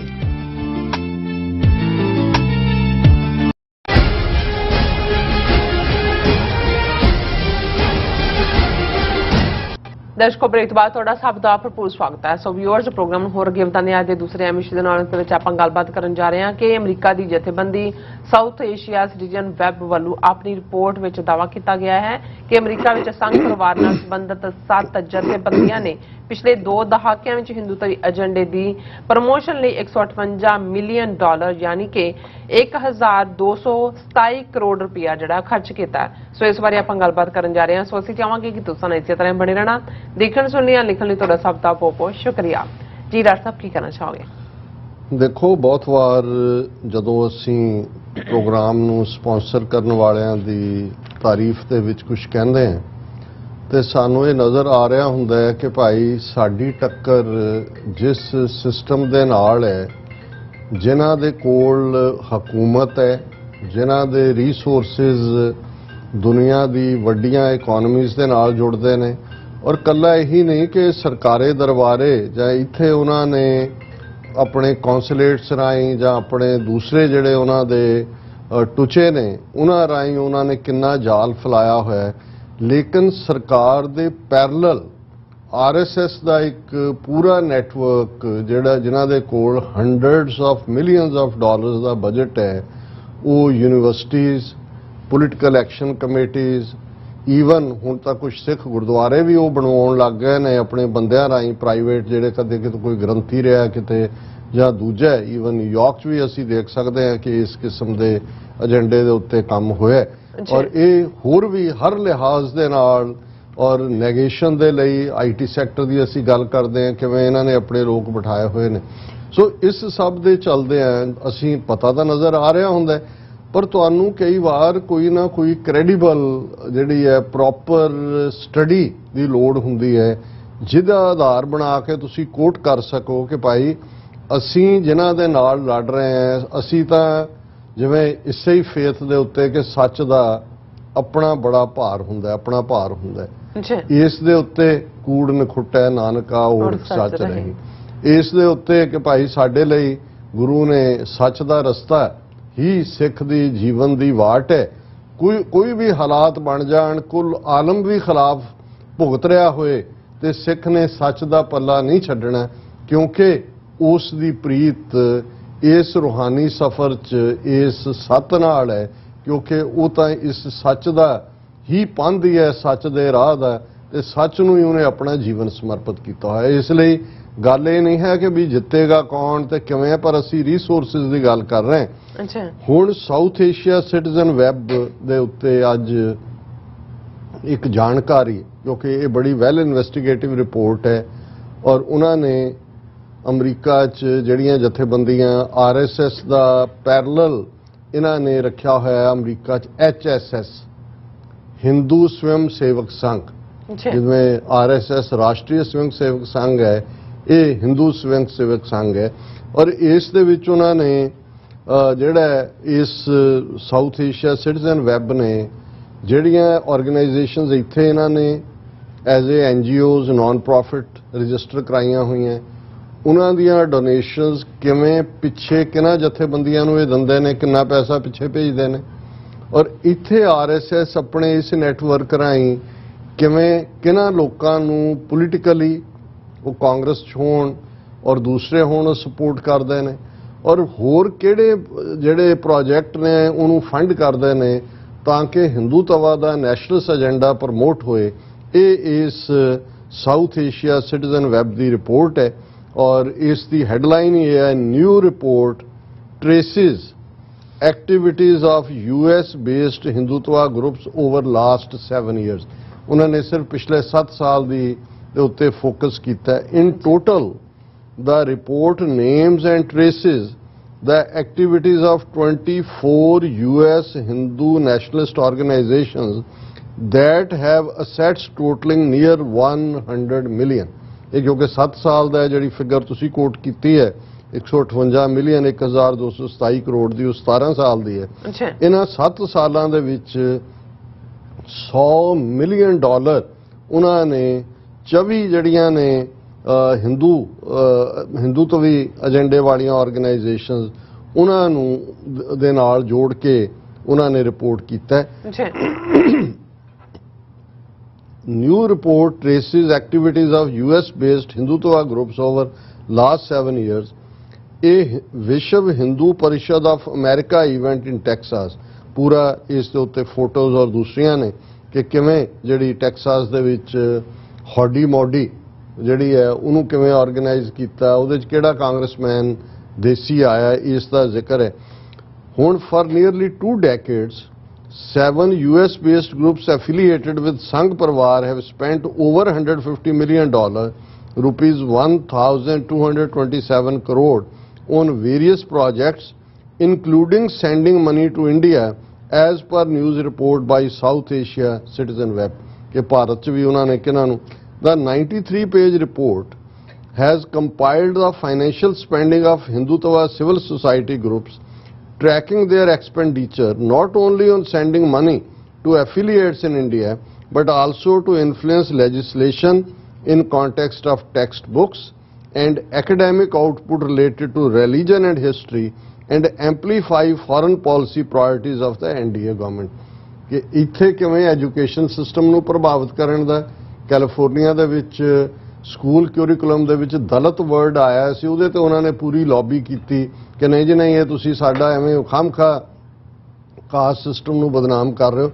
इस लैवल दी लॉबी दे उत्ते हुण असीं फकीरां वांग ਜਿਹੜੇ ਇਸ ਈਵਨ ਟੀਵੀ 84 ਨੂੰ ਰਨ ਕਰ ਰਹੇ ਹਾਂ, ਇਵੇਂ ਹੀ ਬਾਕੀ ਪੰਥਕ ਜਥੇਬੰਦੀਆਂ ਵੀ ਨੇ, ਤੇ ਅਸੀਂ ਕਿਵੇਂ ਮੁਕਾਬਲਾ ਕਰਾਂਗੇ ਇਸ $158 ਮਿਲੀਅਨ ਦੇ ਬਜਟ ਵਾਲੀ ਜਿਹੜੀ ਇੱਕ ਹੈ, ਇਹਦੇ ਚ ਸਰਕਾਰੀ ਐਮਬੈਸੀਆਂ, ਕੌਂਸੂਲੇਟ ਜਿਨ੍ਹਾਂ ਕੋਲ ਅਨਅਕਾਊਂਟਡ ਫੰਡ ਆਉਂਦੇ ਨੇ, ਜਿਹਦਾ ਕੋਈ ਹਿਸਾਬ ਕਿਤਾਬ ਨਹੀਂ ਹੁੰਦਾ, ਜਿਹੜੇ ਇਹਨਾਂ ਦੇ ਇੱਥੇ ਬੈਠੇ ਰਾਹ ਦੇ ਆਪਰੇਟਿਵ ਨੇ ਉਹ ਵੰਡਦੇ ਨੇ, ਉਹ ਵੱਖਰੀ ਥਾਂ ਤੇ ਹੈ। ਸੋ ਇਹ ਸਾਰੇ ਦੀ ਰਿਪੋਰਟ ਨੂੰ ਉਹਨੇ ਅੱਗੇ ਤੋਰਿਆ। इट नोटेड, फिर उन्होंने कहा कि जिमें इत्थे वाइट नैशनलिस्ट का ग्रुप है, रशियन बैक डिसइनफॉर्मेशन है, और in total the report names and traces the activities of 24 US Hindu nationalist organizations that have assets totaling nearly $100 million as per the latest public. कलियां अमरीका दे विच 24 हिंदूत्वी ऑर्गेनाइजेशनां उन्होंने फ्लोट कीतियां हुई हैं जिन्हां दा $100 मिलियन दा बजट है। फिर between 2001 and 2019 according to available tax returns, 7 Sangh affiliated charitable groups reportedly spent at least $158.9 million on their programming, sending much of it to groups in India. इन्हां 2001 तो 2019 तक 158 ਆਲਮੋਸਟ $160 ਮਿਲੀਅਨ ਉਹਨਾਂ ਨੇ ਖਰਚਿਆ ਹਿੰਦੂਤਵੀ ਆਰਗੇਨਾਈਜੇਸ਼ਨਾਂ ਨੇ, ਕਾਫੀ ਜਿਹੜਾ ਪਿੱਛੇ ਭੇਜਿਆ ਗਿਆ। ਫਿਰ ਉਹਨਾਂ ਨੇ ਆਰਗੇਨਾਈਜੇਸ਼ਨਾਂ ਦੇ ਨਾਮ ਵੀ ਦਿੱਤੇ ਨੇ, ਉਹ ਕਿਹੜੀਆਂ 7 ਆਰਗੇਨਾਈਜੇਸ਼ਨਸ, 7 ਗਰੁੱਪ ਨੇ। ਉਹਨਾਂ ਦੇ ਵਿੱਚ ਆਲ ਇੰਡੀਆ ਮੂਵਮੈਂਟ AIM, ਸੇਵਾ, ਹੁਣ ਸੇਵਾ ਲੱਗੇਗਾ ਸਿੱਖ ਆਰਗੇਨਾਈਜੇਸ਼ਨ ਹੈ, ਇਹ ਜਿਵੇਂ ਯੂਨਾਈਟਿਡ ਸਿੱਖਸ ਜਾਂ ਖਾਲਸਾ ਏਡ ਹੈ ਉਹਦੇ ਬਰਾਬਰ ਦਾ ਇਹਨਾਂ ਨੇ ਸੇਵਾ ਦੇ ਨਾਂ ਥੱਲੇ RSS ਦੀ ਫਰੰਟ ਆਰਗੇਨਾਈਜੇਸ਼ਨ ਹੈ, ਹਿਊਮਨ ਡਿਵੈਲਪਮੈਂਟ ਦੇ ਨਾਂ ਥੱਲੇ। ਏਕਲ ਵਿਦਿਆਲਿਆ, ਹੁਣ ਏਕਲਵਿਆ ਦੇ ਨਾਲ ਜੋੜ ਕੇ ਇਹ ਇਸ ਕਿਸਮ ਦਾ ਕਿ ਜੀ ਅਸੀਂ ਟ੍ਰਾਈਬਲਸ ਦੀ ਮਦਦ ਕਰਦੇ ਹਾਂ। Foundation of America, India development and relief fund, Param Shakti Peeth, PYP yoga foundation, ਵਿਸ਼ਵ ਹਿੰਦੂ ਪਰਿਸ਼ਦ ਆਫ ਅਮਰੀਕਾ ਐਂਡ ਸੇਵਾ ਇੰਟਰਨੈਸ਼ਨਲ। ਇੱਕ ਸੇਵਾ SCVA ਨਾਲ ਹੈ, ਇੱਕ ਸੇਵਾ ਇੰਟਰਨੈਸ਼ਨਲ SCWA ਉੱਥੇ ਵੀ ਪਹੁੰਚੇ ਹੋਏ ਨੇ, ਯੂਕਰੇਨ ਚ ਵੀ RSS ਫਰੰਟ ਹੈ। Out of the expenditure of 158.9 million records since 2001, around 53%, 85.4 million, was spent in 5 years between 2014 and 2019. $85 million ਉਹਨਾਂ ਨੇ ਇਹ ਜਦੋਂ ਮੋਦੀ ਨੇ ਟੇਕ ਓਵਰ ਕੀਤਾ 2014 ਚ, ਉਹਦੇ ਤੋਂ ਲੈ ਕੇ 19 ਤੱਕ ਸਪੈਂਡ ਕੀਤਾ। ਫਿਰ ਤਾਂ ਕੋਵਿਡ ਆ ਗਿਆ ਔਰ 2 ਸਾਲ ਬੰਦ ਰਿਹਾ। The methodology for the report, which aims to map portions of Hindu nationalist ecosystem in the United States, was to go through tax records, government filings, public statements, websites and news reports। ਇਹ ਉਹਨਾਂ ਨੇ ਤਾਂ ਕਿ ਕੱਲ ਨੂੰ ਕੋਈ challenge ਨਾ ਹੋਏ, ਉਹਨਾਂ ਨੇ ਜਿਹੜੀ 93 ਪੇਜ ਦੀ ਰਿਪੋਰਟ ਕੱਢੀ ਹੈ ਉਹ ਇਸ ਦੇ ਉੱਤੇ ਬੇਸਡ ਹੈ। ਫਿਰ ਉਹਨਾਂ ਨੇ ਧਰਮ ਸਿਵਲਾਈਜੇਸ਼ਨ ਫਾਊਂਡੇਸ਼ਨ ਦੀਆਂ 3 ਜਿਹੜੀਆਂ ਆਰਗੇਨਾਈਜੇਸ਼ਨਸ ਨੇ ਉਹਨਾਂ ਦੇ ਆਫਿਸ ਬੀਰਰ, ਹਿੰਦੂ ਸਵੈਮ ਸੇਵਕ ਸੰਘ, US ਕਾਊਂਟਰ ਪਾਰਟ ਹੈ RSS ਦਾ। ਫਿਰ ਉਹਨਾਂ ਨੇ ਅੱਗੇ ਫਰਦਰ ਡਿਟੇਲਸ ਦਿੱਤੀਆਂ ਨੇ ਕਿ ਕਿਵੇਂ ਉਹਨਾਂ ਨੇ between 2012 and throw 2016 DCF Dharma civilisation foundation, ਇਹ ਵੀ ਨਾਨ ਪ੍ਰੋਫਿਟ ਰਜਿਸਟਰ ਕਰਵਾਈ ਹੋਈ ਹੈ, ਅੱਛਾ offered at least $13 million to 3 different educational institutions. America 'ਚ $13 million ਉਹਨਾਂ ਨੇ 3 ਐਜੂਕੇਸ਼ਨ ਇੰਸਟੀਟਿਊਸ਼ਨ ਨੂੰ ਦਿੱਤਾ। ਫਿਰ ਕੈਲੀਫੋਰਨੀਆ ਡਿਪਾਰਟਮੈਂਟ ਆਫ ਐਜੂਕੇਸ਼ਨ 'ਚ ਦਲਿਤ ਲਫ਼ਜ਼ ਕਢਾਉਣ ਦੇ ਲਈ ਕੁਰਿਕੂਲਮ 'ਚੋਂ ਉਹਨਾਂ ਨੇ school of religion and graduate theology union ਉਹਨਾਂ ਸਾਰਿਆਂ ਨੂੰ ਗ੍ਰਾਂਟਸ ਦਿੱਤੀਆਂ। ਫਿਰ ਥਰਡ ਗ੍ਰਾਂਟ $6 million ਦੀ ਉਹਨਾਂ ਨੇ ਯੂਨੀਵਰਸਿਟੀ ਆਫ ਕੈਲੀਫੋਰਨੀਆ ਇਰਵਾਈਨ ਨੂੰ ਦਿੱਤੀ। ਉੱਥੇ ਉਹ ਸਿੱਖ ਚੇਅਰ ਦੇ ਨਾਂ ਥੱਲੇ ਕੋਈ ਚੇਅਰ ਬਣਾਉਣਾ ਚਾਹੁੰਦੇ ਸੀ, ਉਹ ਉਹਨਾਂ ਨੇ ਯੂਨੀਵਰਸਿਟੀ ਨੇ ਸਟੂਡੈਂਟਸ ਨੇ ਜਾਂ ਟੀਚਰਸ ਨੇ ਕਾਊਂਟਰ ਲੌਬੀ ਕੀਤੀ।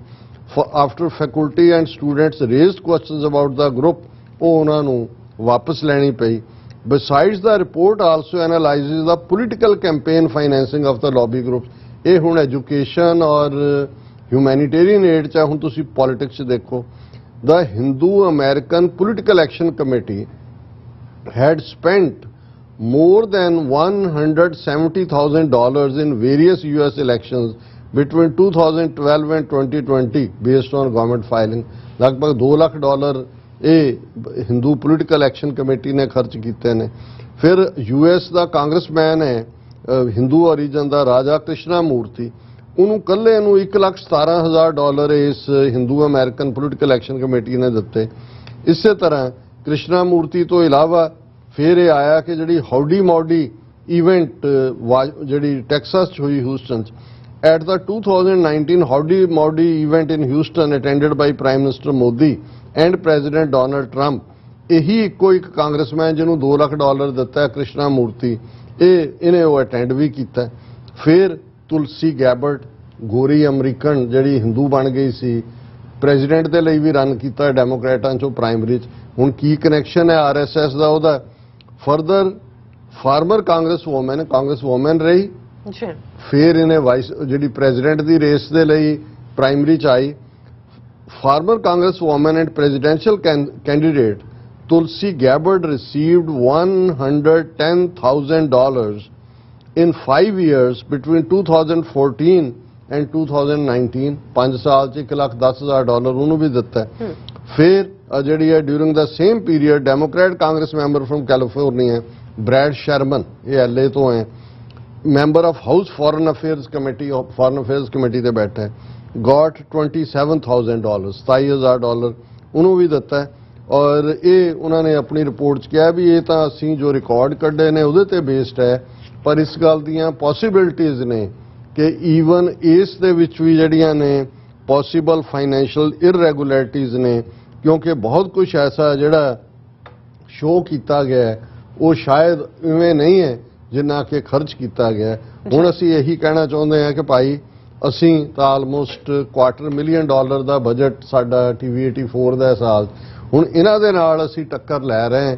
ਔਰ ਇਹ ਵੀ ਇੱਕ ਸੋਰਸ ਹੈ ਜਿਹੜਾ RSS ਦੇ ਐਫੀਲੀਏਟ ਨੇ, ਦੂਸਰਿਆਂ ਦਾ ਤੁਸੀਂ ਦੇਖੋ ਗਵਰਨਮੈਂਟ ਲੈਵਲ ਜਾਂ ਕਿੰਨੇ ਵੱਡੇ ਚੈਲੰਜ ਨੇ। ਸੋ ਅਸੀਂ ਇਹੀ ਸਮਝਦੇ ਹਾਂ ਕਿ ਭਾਈ ਜਿੱਥੇ ਮਿਸ ਇਨਫੋਰਮੇਸ਼ਨ ਚੱਲ ਰਹੀ ਹੋਏ, ਤੁਸੀਂ ਘਰ ਬੈਠੇ ਕਹੀ ਜਾਓ ਕੂੜ ਨੇ ਖੁੱਟੇ ਨਾਨਕਾ ਓੜਕ ਸੱਚ, ਘਰ ਬੈਠੇ ਨਹੀਂ ਸੱਚ ਨਹੀਂ ਜਿੱਤਦਾ ਹੈ। ਜਿੱਤ ਸੱਚ ਦੀ ਹੁੰਦੀ ਹੈ ਉਦੋਂ ਹੁੰਦੀ ਹੈ ਜਦੋਂ ਸੱਚ ਬਾਹਰ ਨਿਕਲ ਕੇ ਵੰਗਾਰਦਾ ਹੈ, ਤੇ ਜਿਹੜੇ ਸਾਧਨਾਂ ਵਾਲੇ ਹੁੰਦੇ ਨੇ ਤੁਸੀਂ ਉਹਨਾਂ ਨੂੰ ਉਹਨਾਂ ਵਰਗੇ ਪਲੇਟਫਾਰਮ ਸਿਰਜ ਕੇ ਹੀ ਜਿਹੜਾ ਉਹਨਾਂ ਦਾ ਮੂੰਹ ਭੰਨ ਸਕਦੇ ਹੋ। ਅਦਰਵਾਈਜ਼ ਜਿਹੜਾ ਕੂੜ ਫਿਰੇ ਪ੍ਰਧਾਨ ਵੇ ਲਾ ਲਓ, ਨਹੀਂ ਤਾਂ ਫਿਰ ਕੂੜ ਜਿਹੜਾ ਉਸ ਦੀ ਪ੍ਰਧਾਨਗੀ ਵੀ ਹੋ ਜਾਂਦੀ ਹੈ। ਇਹ ਵੀ ਗੱਲ ਯਾਦ ਰੱਖਣੀ ਜੀ। ਡਾਕਟਰ ਸਾਹਿਬ ਤੁਹਾਡਾ ਬਹੁਤ ਬਹੁਤ ਸ਼ੁਕਰੀਆ। ਸੋਥ ਲੈਣੇ ਬ੍ਰੇਕ ਵਿਊਅਰਸ, ਜਦੋਂ ਸਾਨੂੰ ਇਸੇ ਤਰ੍ਹਾਂ ਬਣੇ ਰਹਿਣਾ।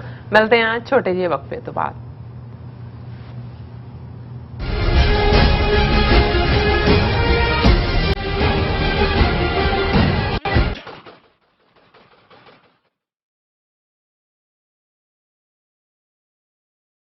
ਸ਼ਹੀਦਾਂ ਦੇ ਸਰਤਾਜ ਗੁਰੂ ਅਰਜਨ ਦੇਵ ਜੀ ਦੇ ਸ਼ਹੀਦੀ ਦਿਹਾੜੇ ਅਤੇ 1984 ਦੇ ਸ਼ਹੀਦਾਂ ਦੀ ਯਾਦ ਵਿੱਚ 4 ਜੂਨ 2022 ਨੂੰ ਕੈਲੀਫੋਰਨੀਆ ਦੇ ਸੈਨ ਫਰਾਂਸਿਸਕੋ ਵਿੱਚ ਫਰੀडम ਮਾਰਚ ਕੱਢਿਆ ਜਾ ਰਿਹਾ ਹੈ। ਪੀਰ ਵਾਲੇ ਦੇ ਮੁਖੀ ਪਰ ਸਿੰਘਾਂ ਨੇ ਮੱਤਾ ਹਿੰਦ ਦੀ ਫੌਜ ਨਾਲ ਲਾ ਲਿਆ।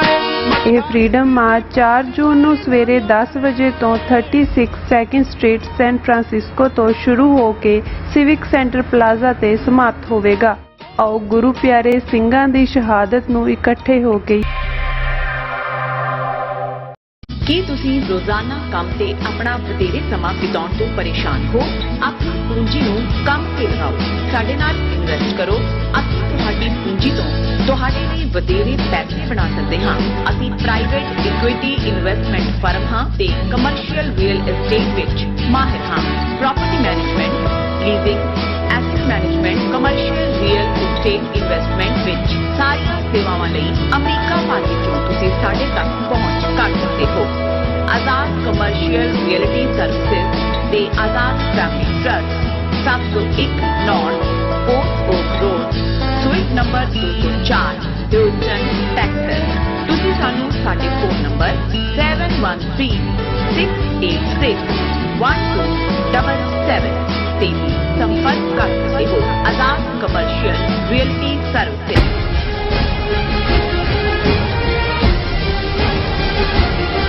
Viewers welcome back on our program. So viewers ਗੱਲਬਾਤ ਕਰਨ ਜਾ ਰਹੇ ਹਾਂ ਕਿ ਸਾਊਥ ਏਸ਼ੀਆ ਟਾਈਮ ਦੀ ਨਾਂ ਦੀ ਜਿਹੜੀ ਇੱਕ ਪਬਲੀਕੇਸ਼ਨ ਨੇ ਦਾਅਵਾ ਕੀਤਾ ਹੈ ਕਿ ਮੋਦੀ ਨੇ ਭਾਰਤੀ ਖੁਫੀਆ ਏਜੰਸੀ ਰਾਹ ਨੂੰ ਸਿੱਖ ਨੌਜਵਾਨੀ ਦਾ ਸ਼ਿਕਾਰ ਕਰਨ ਲਈ ਹਰੀ ਝੰਡੀ ਦੇ ਦਿੱਤੀ ਹੈ। ਇਸ ਰਿਪੋਰਟ ਅਨੁਸਾਰ ਮੋਦੀ ਸਰਕਾਰ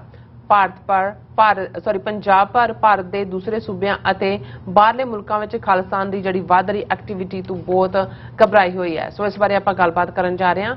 ਸੋ ਅਸੀਂ ਚਾਹਾਂਗੇ ਕਿ ਤੁਸੀਂ ਇਸੇ ਤਰ੍ਹਾਂ ਬਣੇ ਰਹਿਣਾ। ਦੇਖਣ ਸੁਣਨ ਜਾਂ ਲਿਖਣ ਲਈ ਤੁਹਾਡਾ ਸਭ ਦਾ ਬਹੁਤ ਬਹੁਤ ਸ਼ੁਕਰੀਆ ਜੀ। ਡਾਕਟਰ ਸਾਹਿਬ ਕੀ ਕਹਿਣਾ ਚਾਹੋਗੇ?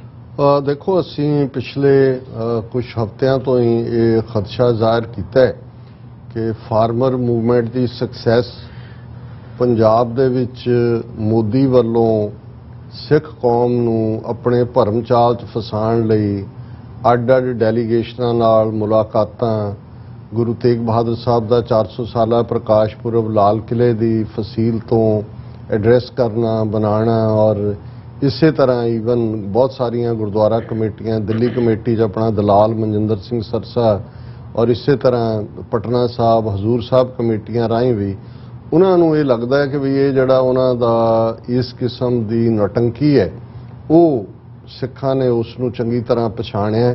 ਬੇਸ਼ੱਕ ਉਹਨਾਂ ਨੇ ਕੀ ਪੋਜੀਸ਼ਨਾਂ ਤੇ ਬੈਠੇ ਬੰਦੇ ਟਾਰਗੇਟ ਕੀਤੇ, ਉਹਨਾਂ ਨੂੰ ਆਪਣੇ ਜਿਹੜਾ ਉਹ ਲਿਆਂਦਾ ਇਨਫਲੂਐਂਸ ਦੇ ਥੱਲੇ ਵੀ, ਜਾਂ ਇਹ ਕੋ ਵੀ ਉਹਨਾਂ ਨੂੰ ਰੈਂਟਾ ਸਿੱਖ ਬਣਾਇਆ, ਲੇਕਿਨ ਆਮ ਸਿੱਖਾਂ ਦੇ ਵਿੱਚ ਇਸ ਜਿਹੜਾ ਉਹਨਾਂ ਦੀ ਇਹ ਨੀਤੀ ਹੈ ਉਹ ਕੋਈ ਪ੍ਰਭਾਵਕਾਰੀ ਨਹੀਂ ਹੋਈ। ਔਰ ਖਾਲਿਸਤਾਨ ਦੀ ਮੂਵਮੈਂਟ ਜਿੱਥੇ ਇੰਟਰਨੈਸ਼ਨਲੀ ਜੇ ਅਸੀਂ ਸਿੱਖਸ ਫਾਰ ਜਸਟਿਸ ਦਾ ਰੈਫਰੈਂਡਮ 2020 ਕੈਂਪੇਨ ਵੀ ਦੇਖੀਏ ਕਿ ਯੂਕੇ ਵਿੱਚ ਕਾਮਯਾਬੀ ਤੋਂ ਬਾਅਦ ਇਟਲੀ ਦੇ ਵਿੱਚ ਬੜੀ ਕਾਮਯਾਬੀ ਦੇ ਨਾਲ ਇੱਕ ਤੋਂ ਬਾਅਦ ਦੂਸਰੇ ਸ਼ਹਿਰ ਦੇ ਵਿੱਚ ਵੋਟਾਂ ਦਾ ਸਿਲਸਿਲਾ ਚੱਲ ਰਿਹਾ ਔਰ ਹਰ ਥਾਂ ਦੇ ਉੱਤੇ ਅਮਰੀਕਾ 'ਚ ਜੇ ਅਸੀਂ ਅਮਰੀਕਾ ਕੈਨੇਡਾ ਦੇ ਹਵਾਲੇ ਨਾਲ ਦੇਖੀਏ ਅਪ੍ਰੈਲ ਦਾ ਸਾਰਾ ਮਹੀਨਾ ਜਿਹੜਾ ਖਾਲਸਾ ਸਾਜਨਾ ਦਿਵਸ ਨਾਲ ਸੰਬੰਧਿਤ ਸੀ, ਖਾਲਸਾ ਸਿੱਖ ਡੇ ਪੈਰੇਡਸ ਜਿਹੜੀਆਂ ਨੇ, ਇਨਫੈਕਟ ਹਰ ਥਾਂ ਖਾਲਿਸਤਾਨ ਡੇ ਪੈਰੇਡਸ ਹੋ ਨਿਬੜੀਆਂ, ਹਰ ਥਾਂ ਜਿਹੜੇ ਸਿੱਖ ਨਿਸ਼ਾਨ ਸਾਹਿਬ ਹੋਇਸਟ ਕੀਤੇ ਗਏ, ਬੜੇ ਬੜੇ ਪੋਲੀਟੀਸ਼ੀਅਨਸ ਔਰ ਈਵਨ ਅਸੀਂ ਕਾਰਟਰੇਟ ਪੈਰੇਡ ਦਾ ਜ਼ਿਕਰ ਕੀਤਾ ਸੀ ਕਿ ਗਵਰਨਰ ਆਫਿਸ ਦੇ ਮੈਸੇਜ ਤੋਂ ਲੈ ਕੇ ਲੋਕਲ ਕਾਂਗਰਸਮੈਨ, ਈਵਨ ਇਹਨਾਂ ਦਾ ਹੀ ਜਿਹੜਾ ਪ੍ਰੋ ਇੰਡੀਆ ਰਿਹਾ ਕਈ ਡੈਕੇਡਸ ਤੋਂ ਫਰੈਂਕ ਪੈਲੋਨ, ਉਹ ਵੀ ਉਹਦੇ 'ਚ ਪਾਰਟਿਸਿਪੇਟ ਕਰਦਾ ਹੈ ਔਰ ਸਿੱਖਾਂ ਦੀ ਤਾਰੀਫ ਚਾਰ ਚਫੇਰੇ ਦੁਨੀਆ ਭਰ ਦੇ ਵਿੱਚ ਉਹਨਾਂ ਦਾ ਔਰ 5 ਮੁਲਕਾਂ ਦੇ ਹੈੱਡ ਆਫ ਦਾ ਸਟੇਟਸ ਜਿਹੜੇ ਨੇ ਉਹ ਖਾਲਸਾ ਡੇ ਨੂੰ ਰੈਕਗਨਾਈਜ਼ ਕਰਦੇ ਨੇ। ਸੋ ਜਿਹੜਾ ਉਹਨਾਂ ਦੀ ਇਹ ਨੀਤੀ ਰਹੀ ਫਾਰਮਰ ਮੂਵਮੈਂਟ ਦੇ ਵੇਲੇ ਵੀ ਕਿ ਭਾਈ ਸਿੱਖਾਂ ਨੂੰ ਤੁਸੀਂ ਦਬਾ ਲਓ, ਬਦਨਾਮ ਕਰੋ ਔਰ ਕਾਰਨਰ, ਉਹ ਚੱਲੀ ਨਹੀਂ। ਫਿਰ ਉਹਨਾਂ ਨੇ ਜਿਹੜੀ ਡੈਥ ਕਿਸ ਦੇ ਨਾਲ ਕੋਸ਼ਿਸ਼ ਕੀਤੀ ਉਹ ਪਾਰਟ ਵੀ ਚੱਲਿਆ ਨਹੀਂ ਔਰ ਜਦੋਂ ਦੀਆਂ ਅਸੀਂ ਇਹ ਦੇਖਦੇ ਹਾਂ ਕਿ ਹੁਣ ਉਹਨਾਂ ਨੇ ਜਿਹੜਾ ਕੰਮ ਸਿੱਧੇ ਤੌਰ ਦੇ ਉੱਤੇ ਉਹ ਖੁਦ ਬੀਜੇਪੀ ਸਰਕਾਰ ਬਣਾ ਕੇ ਜੋ ਉਹਨਾਂ ਨੇ ਕਰਨਾ ਸੀ ਉਹੀ ਹੁਣ ਆਰਐਸਐਸ ਦੀ ਬੀ ਟੀਮ ਭਗਵੰਤ ਮਾਨ ਦੀ ਹਕੂਮਤ ਬਣਾ ਕੇ ਐਂਟਾਈ ਗੈਂਗਸਟਰ ਟਾਸਕ ਫੋਰਸ ਦਾ ਰੌਲਾ ਔਰ ਉਹਨਾਂ ਦੇ ਡੀਜੀਪੀ ਦਾ ਕਹਿਣਾ ਇੰਨੀਆਂ ਗੈਂਗਸ ਨੇ 75 ਨੇ 77 ਨੇ ਇਹਨਾਂ 2-2.5 ਮਹੀਨਿਆਂ ਦੇ ਵਿੱਚ ਪ੍ਰੋਮੀਨੈਂਟ ਲੋਕਾਂ ਦੇ ਜਿਹੜੇ ਕਿ ਪੰਜਾਬ ਦੇ ਨੌਜਵਾਨਾਂ ਦੇ ਦਿਲਾਂ ਦੀ ਧੜਕਣ ਸੀ, ਕਬੱਡੀ ਖਿਡਾਰੀ ਅੰਬੀਆ ਜਾਂ ਅਸੀਂ ਦੀਪ ਸਿੱਧੂ ਨੂੰ ਕਿਵੇਂ ਟਾਰਗੇਟ ਕੀਤਾ ਐਕਸੀਡੈਂਟ ਦੇ ਬਹਾਨੇ ਔਰ ਹੁਣ ਜਿਹੜਾ ਸਿੱਧੂ ਮੂਸੇਵਾਲਾ ਉਸ ਦਾ ਕੋਲਡ ਬਲੱਡਡ ਮਰਡਰ।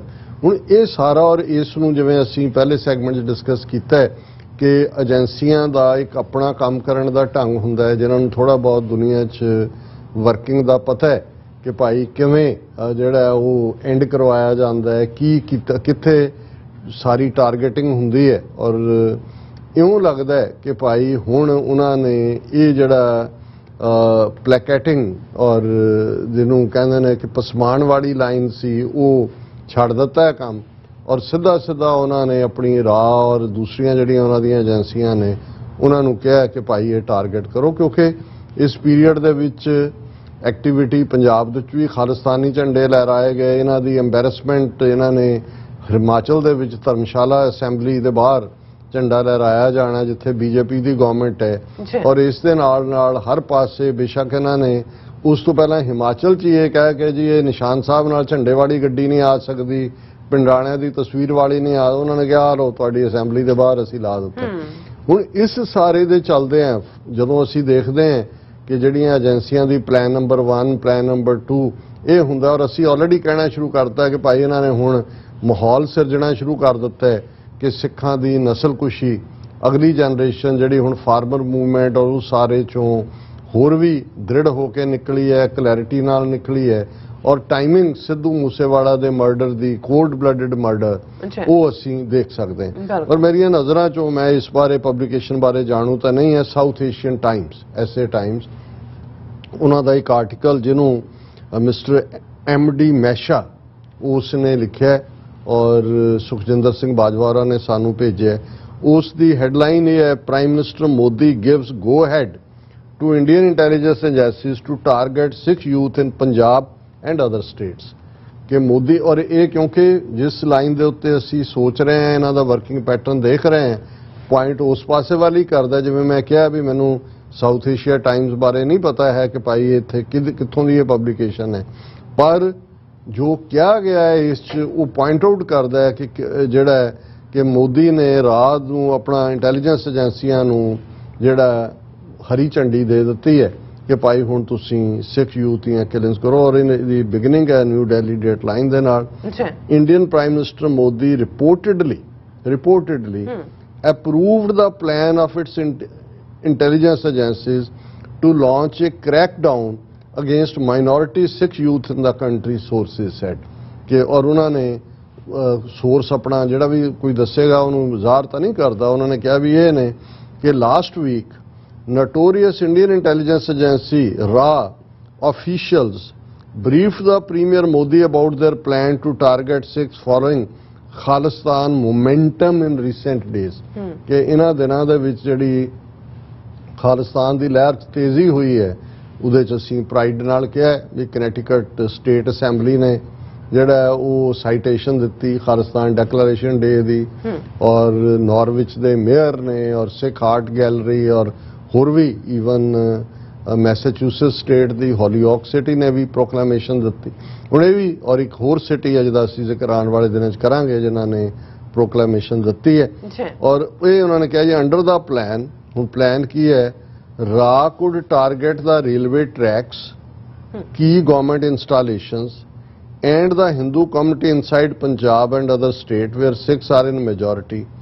ਕਿ ਵੀ ਇਹ ਆਉਣ ਵਾਲੇ ਪੀਰੀਅਡ 'ਚ ਜਿਹੜਾ ਹੈ ਉਹ ਰੇਲਵੇ ਟਰੈਕਸ ਨੂੰ ਔਰ ਕੀ ਗਵਰਨਮੈਂਟ ਇੰਸਟਾਲੇਸ਼ਨ, ਕਿਉਂਕਿ ਇਸ ਕਿਸਮ ਦੀ ਜਿਹੜੀ ਆਪ ਇੰਡੀਆ ਇਹਨਾਂ ਦੀ ਪਬਲੀਕੇਸ਼ਨ ਹੈ RSS ਦੀ, ਅਸੀਂ ਡਿਸਕਸ ਕੀਤਾ ਸੀ 2 ਹਫ਼ਤੇ ਪਹਿਲਾਂ।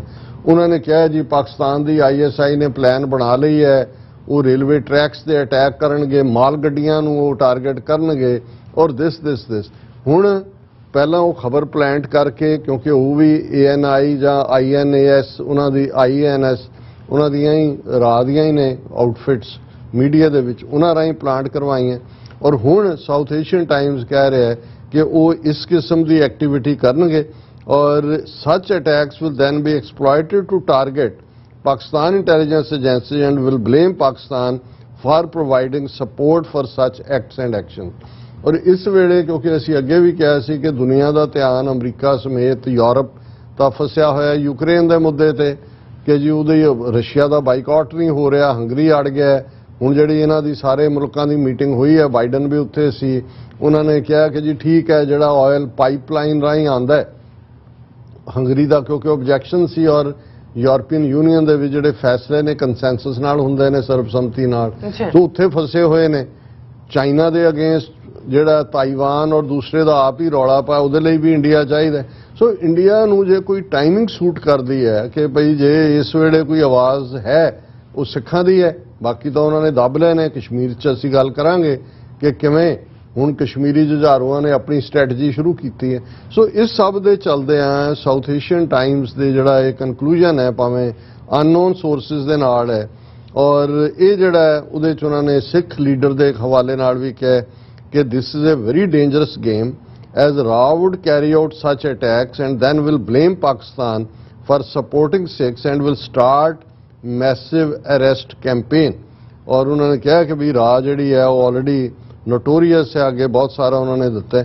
और इस तो बिना उन्होंने ये भी अपने सोर्सिस राही कोट किया कि ईवन पुलवामा अटैक तो पहला जिहड़ा रिपब्लिक टीवी का गोस्वामी है और उन्हों का जिहड़ा WhatsApp के उत्ते जिहड़ी कन्वरसेशन गोस्वामी और पार्थो दास गुप्ता दे विच होई, जिहदे च कि उन्होंने ये कहा सी कि जी एक तुहानूं बहुत वड्डी खबर मिलने वाली है, वो तुहाडीआं रेटिंग्स बहुत चुकेगी। और उस तो बाद पुलवामा की खबर आ जाती है जी अटैक 36 मारे गए, CRPF दे जिहड़ा इन्हां दा ही काम सी। सो असीं ये समझते हैं कि भी साडा ये फर्ज भी बनदा है कि असीं अलर्ट भी रखीए और इस किस्म के हालात नाल निबड़न दे लई सानूं सिर जोड़ के बैठ के ਵਿਉਂਤਬੰਦੀ ਕਰਨ ਦੀ ਲੋੜ ਹੈ। ਇਹ ਨੀਡ ਆਫ ਦਾ ਆਵਰ ਹੈ। ਜੀ ਡਾਕਟਰ ਸਾਹਿਬ ਤੁਹਾਡਾ ਬਹੁਤ ਬਹੁਤ ਸ਼ੁਕਰੀਆ। ਸਾਥ ਲੈਣੇ ਬ੍ਰੇਕ ਵਿਊਅਰਸ ਤੋਂ ਸਾਨੂੰ ਇਸੇ ਤਰ੍ਹਾਂ ਬਣੇ ਰਹਿਣਾ। ਮਿਲਦੇ ਹਾਂ ਛੋਟੇ ਜਿਹੇ ਬ੍ਰੇਕ ਤੋਂ ਬਾਅਦ।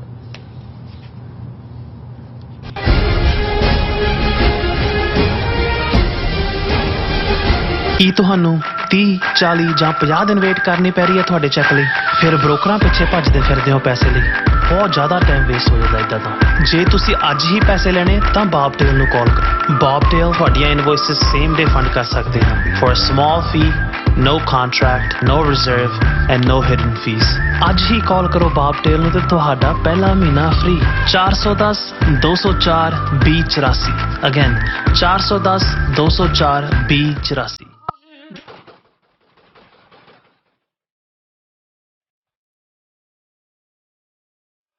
ਸ਼ਹੀਦਾਂ ਦੇ ਸਰਤਾਜ ਗੁਰੂ ਅਰਜਨ ਦੇਵ ਜੀ ਦੇ ਸ਼ਹੀਦੀ ਦਿਹਾੜੇ ਅਤੇ 1984 ਦੇ ਸ਼ਹੀਦਾਂ ਦੀ ਯਾਦ ਵਿੱਚ 4 ਜੂਨ 2022 ਨੂੰ ਕੈਲੀਫੋਰਨੀਆ ਦੇ ਸੈਨ ਫਰਾਂਸਿਸਕੋ ਵਿੱਚ ਫਰੀडम ਮਾਰਚ ਕੱਢਿਆ ਜਾ ਰਿਹਾ ਹੈ। ਸ਼ੁਰੂ ਹੋ ਕੇ ਸਿਵਿਕ ਸੈਂਟਰ ਪਲਾਜ਼ਾ ਤੇ ਸਮਾਪਤ ਹੋਵੇਗਾ।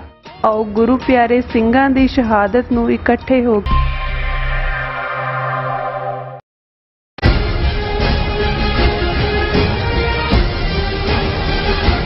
ਦਰਸ਼ਕੋ ਬ੍ਰੇਕ ਤੋਂ ਬਾਅਦ ਆਪਾਂ ਤੁਹਾਨੂੰ ਸਭ ਨੂੰ ਚਿਆਂ ਕਹਿੰਦੇ ਆ। ਸੋ ਗੱਲਬਾਤ ਕਰਾਂਗੇ ਕਿ ਬੀਜੇਪੀ ਨੇ ਭਾਰਤ ਵਿੱਚ ਵਸਦੇ ਮੁਸਲਮਾਨਾਂ ਨੂੰ ਸਿਆਸੀ ਸਿਸਟਮ ਵਿੱਚੋਂ ਲਗਭਗ ਬਾਹਰ ਹੀ ਕੱਢ ਦਿੱਤਾ।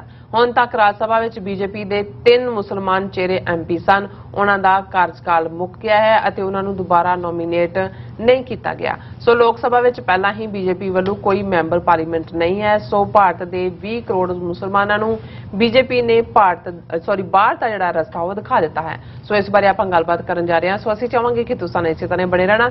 ਦੇਖਣ ਸੁਣ ਲਿਆ ਲਿਖਣ ਲਈ ਤੁਹਾਡਾ ਸਭ ਦਾ ਬਹੁਤ ਬਹੁਤ ਧੰਨਵਾਦ। ਜੀ ਡਾਕਟਰ ਸਾਹਿਬ ਕੀ ਵਿਚਾਰ ਨੇ? देखो, सुब्रमण्यम स्वामी RSS का आइडियालॉग है, बड़ा शतूंगड़ा, साउथ का तमिलनाडु का ब्राह्मण। बहुत बार सिख उसकी तारीफ करन लग जाते हैं क्योंकि वो पिंडां वालियां दी तारीफ करता है। वो खुद आके मिलता भी रहा और वो इंदिरा गांधी ने कहा सी भी तू गलत किया जो भी किया, तो इन्हें तो ही सिख खुश हो जाते हैं।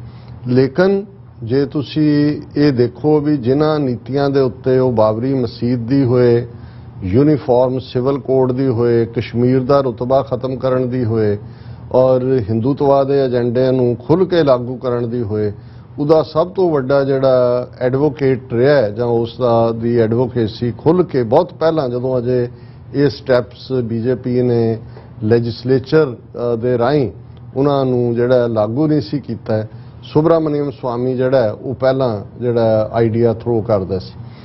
और ये हार्वर्ड दे विच समर क्लासिस भी इकनॉमिक्स की लैंदा रहा और कुछ साल पहला शायद 10-12 साल पहला इन्हें एक इंटरव्यू दे विच कहा ਕਿ ਮੁਸਲਮਾਨਾਂ ਨੂੰ ਜਿਹੜੀਆਂ 3 ਵੱਡੀਆਂ ਮਸਜਿਦਾਂ ਮਥੁਰਾ, ਕਾਂਸ਼ੀ ਔਰ ਉਦੋਂ ਬਾਬਰੀ ਮਸਜਿਦ ਦਾ ਤਾਂ ਹੋ ਹੀ ਚੁੱਕਾ ਸੀ, ਔਰ 100 ਦੇ ਕਰੀਬ ਹੋਰ ਮਸਜਿਦਾਂ ਸਾਡੇ ਹਵਾਲੇ ਕਰ ਦੇਣੀਆਂ ਚਾਹੀਦੀਆਂ, ਔਰ ਉਹਨਾਂ ਨੂੰ ਕਬੂਲ ਲੈਣਾ ਚਾਹੀਦਾ ਹੈ ਕਿ ਉਹ ਸੈਕੰਡ ਕਲਾਸ ਸਿਟੀਜ਼ਨ ਬਣਨਗੇ। ਹਿੰਦੂ ਰਾਸ਼ਟਰ ਐਲਾਨ ਕਰਨਾ ਚਾਹੀਦਾ ਹੈ, ਭਗਵਾ ਜਿਹੜਾ ਨੈਸ਼ਨਲ ਫਲੈਗ ਹੋਏ। ਔਰ ਜੇ ਮੁਸਲਮਾਨ ਜਿਹੜਾ ਉਹ ਕੋਈ ਅੜੀ ਫੜੀ ਕਰਦੇ ਨੇ ਤੇ ਉਹਨਾਂ ਨੂੰ ਡੀ-ਫਰੈਂਚਾਈਜ਼ ਕਰ ਦੇਣਾ ਚਾਹੀਦਾ। ਡੀ-ਫਰੈਂਚਾਈਜ਼ ਦਾ ਮਤਲਬ ਹੈ ਉਹਨਾਂ ਤੋਂ ਵੋਟ ਦਾ ਹੱਕ ਲੈ ਲੈਣਾ ਚਾਹੀਦਾ ਔਰ ਉਹਨਾਂ ਦੇ ਨਾਲ ਫਿਰ ਜਿਹੜਾ ਹੈ ਉਹ 3rd ਕਲਾਸ ਸਿਟੀਜ਼ਨਸ ਵਾਲਾ ਸਲੂਕ ਕਰਨਾ ਚਾਹੀਦਾ।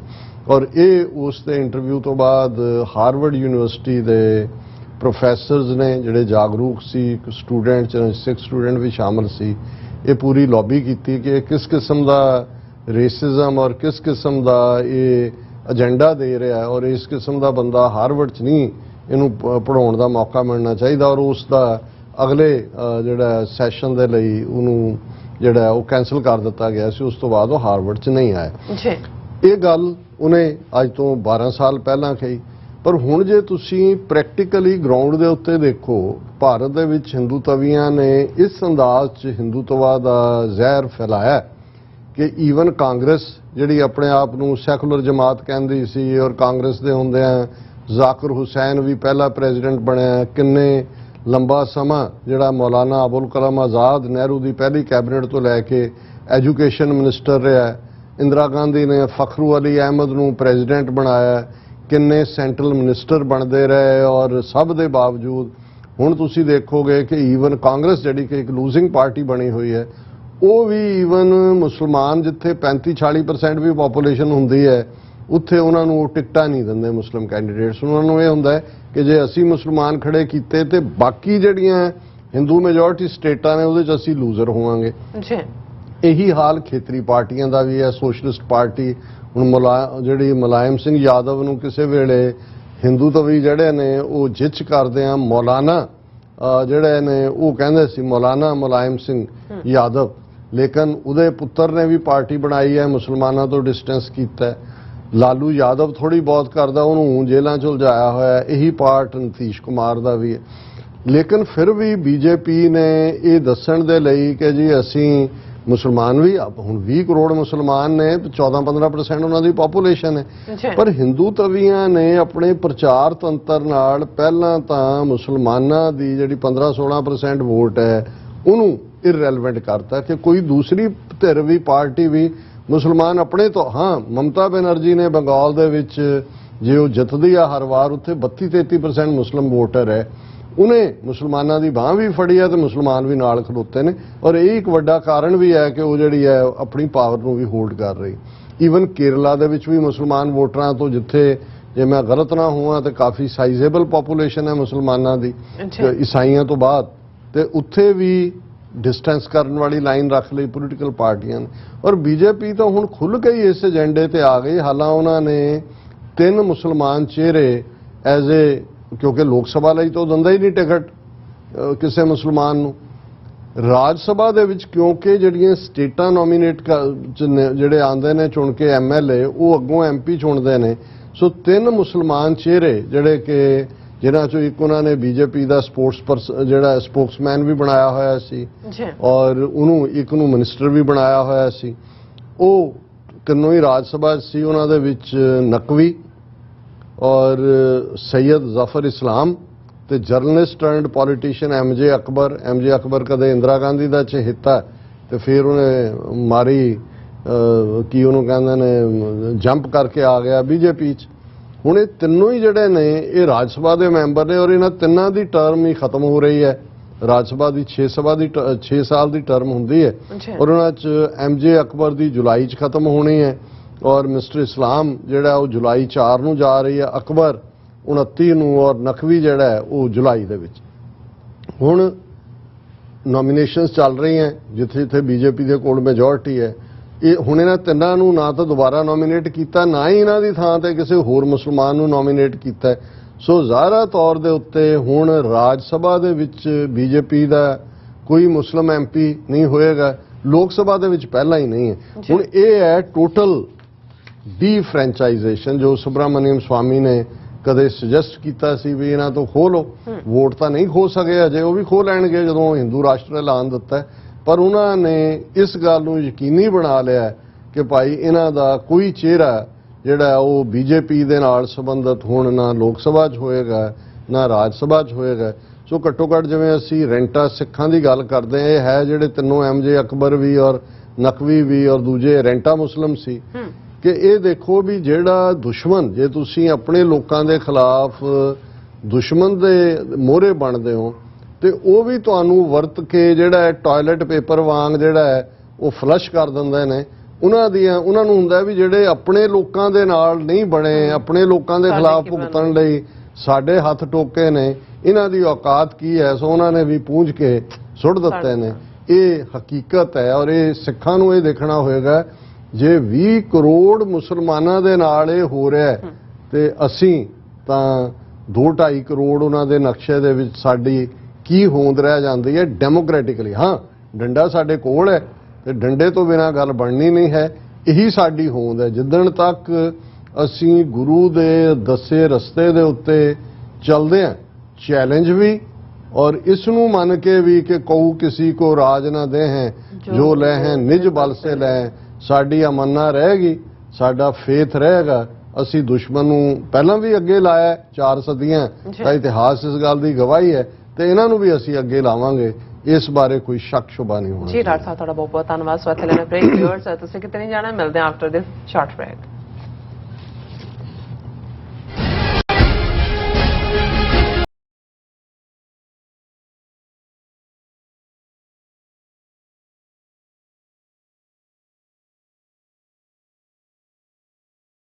ਰਾਜ ਗੁਰੂ ਅਰਜਨ ਦੇਵ ਜੀ ਦੇ ਸ਼ਹੀਦੀ ਦਿਹਾੜੇ ਅਤੇ 1984 ਦੇ ਸ਼ਹੀਦਾਂ ਦੀ ਯਾਦ ਵਿੱਚ 4 ਜੂਨ 2022 ਨੂੰ ਕੈਲੀਫੋਰਨੀਆ ਦੇ ਸੈਨ ਫਰਾਂਸਿਸਕੋ ਵਿੱਚ ਫਰੀडम ਮਾਰਚ ਕੱਢਿਆ ਜਾ ਰਿਹਾ ਹੈ। ਪੀਰ ਵਾਲੇ ਦੇ ਮੁੱਠੀ ਪਰ ਸਿੰਘਾਂ ਨੇ ਮੱਤਾ ਹਿੰਦ ਦੀ ਫੌਜ ਨਾਲ ਲਾ ਲਿਆ ਏ।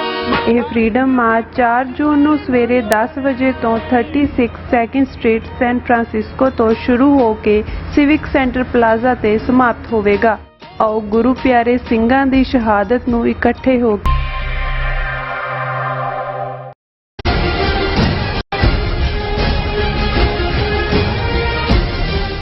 ਵਿਊਅਰਸ ਵੈਲਕਮ ਬੈਕ ਆਨ programme. So viewers Jammu Kashmir ਦੇ ਹਵਾਲੇ ਨਾਲ ਗੱਲਬਾਤ ਕਰਨ ਜਾ ਰਹੇ ਹਾਂ ਕਿ ਜੰਮੂ ਕਸ਼ਮੀਰ ਵਿੱਚ ਮੋਦੀ ਸਰਕਾਰ ਦੀ ਖੂਨੀ ਨੀਤੀ ਨੇ ਹੋਰ ਵੀ ਜਿਹੜਾ ਖੂਨੀ ਰੰਗ ਵਿਖਾਉਣਾ ਸ਼ੁਰੂ ਕਰ ਦਿੱਤਾ ਹੈ ਔਰ ਕਸ਼ਮੀਰੀ ਖਾੜਕੂਆਂ ਵੱਲੋਂ ਪਹਿਲਾਂ ਇੱਕ ਕਸ਼ਮੀਰੀ ਪੰਡਤ ਦਾ ਕਤਲ ਅਤੇ ਹੁਣ ਇੱਕ ਹਿੰਦੂ ਟੀਚਰ ਦਾ ਕਸ਼ਮੀਰ ਵਾਦੀ ਵਿੱਚ ਕਤਲ ਨਾਲ ਕਸ਼ਮੀਰ ਵਿੱਚ ਇੱਕ ਡਰ ਤੇ ਸਹਿਮ ਪੈਦਾ ਹੋ ਗਿਆ ਹੈ ਔਰ ਜਿਹੜਾ ਕਸ਼ਮੀਰ ਮਾਹੌਲ ਜਿਹੜਾ ਦਾ ਮਸਲਾ ਜਿਹੜਾ ਹੱਲ ਹੋਣ ਦੀ ਥਾਂ ਹੋਰ ਵੀ ਗੁੰਝਲਦਾਰ ਹੁੰਦਾ ਜਾ ਰਿਹਾ ਹੈ। ਸੋ ਇਸ ਬਾਰੇ ਆਪਾਂ ਗੱਲਬਾਤ ਕਰਨ ਜਾ ਰਹੇ ਹਾਂ ਔਰ ਨਾਲ ਹੀ ਰੂਹ ਦੀ ਖੁਰਾਕ ਗੁਰਬਾਣੀ ਵਿਚਾਰਾਂ ਦੀ ਸਾਨੂੰ ਤੁਹਾਡੇ ਨਾਲ ਪਾਈ ਜਾਏਗੀ। ਸੋ ਅਸੀਂ ਚਾਹਾਂਗੇ ਕਿ ਤੁਸੀਂ ਇਸੇ ਤਰ੍ਹਾਂ ਬਣੇ ਰਹਿਣਾ। ਦੇਖਣ ਸੁਣਨ ਲਿਖਣ ਲਈ ਤੁਹਾਡਾ ਸਭ ਦਾ ਬਹੁਤ ਬਹੁਤ ਸ਼ੁਕਰੀਆ। ਜੀ ਡਾਕਟਰ ਸਾਹਿਬ ਕੀ ਕਹਿਣਾ ਚਾਹੋਗੇ?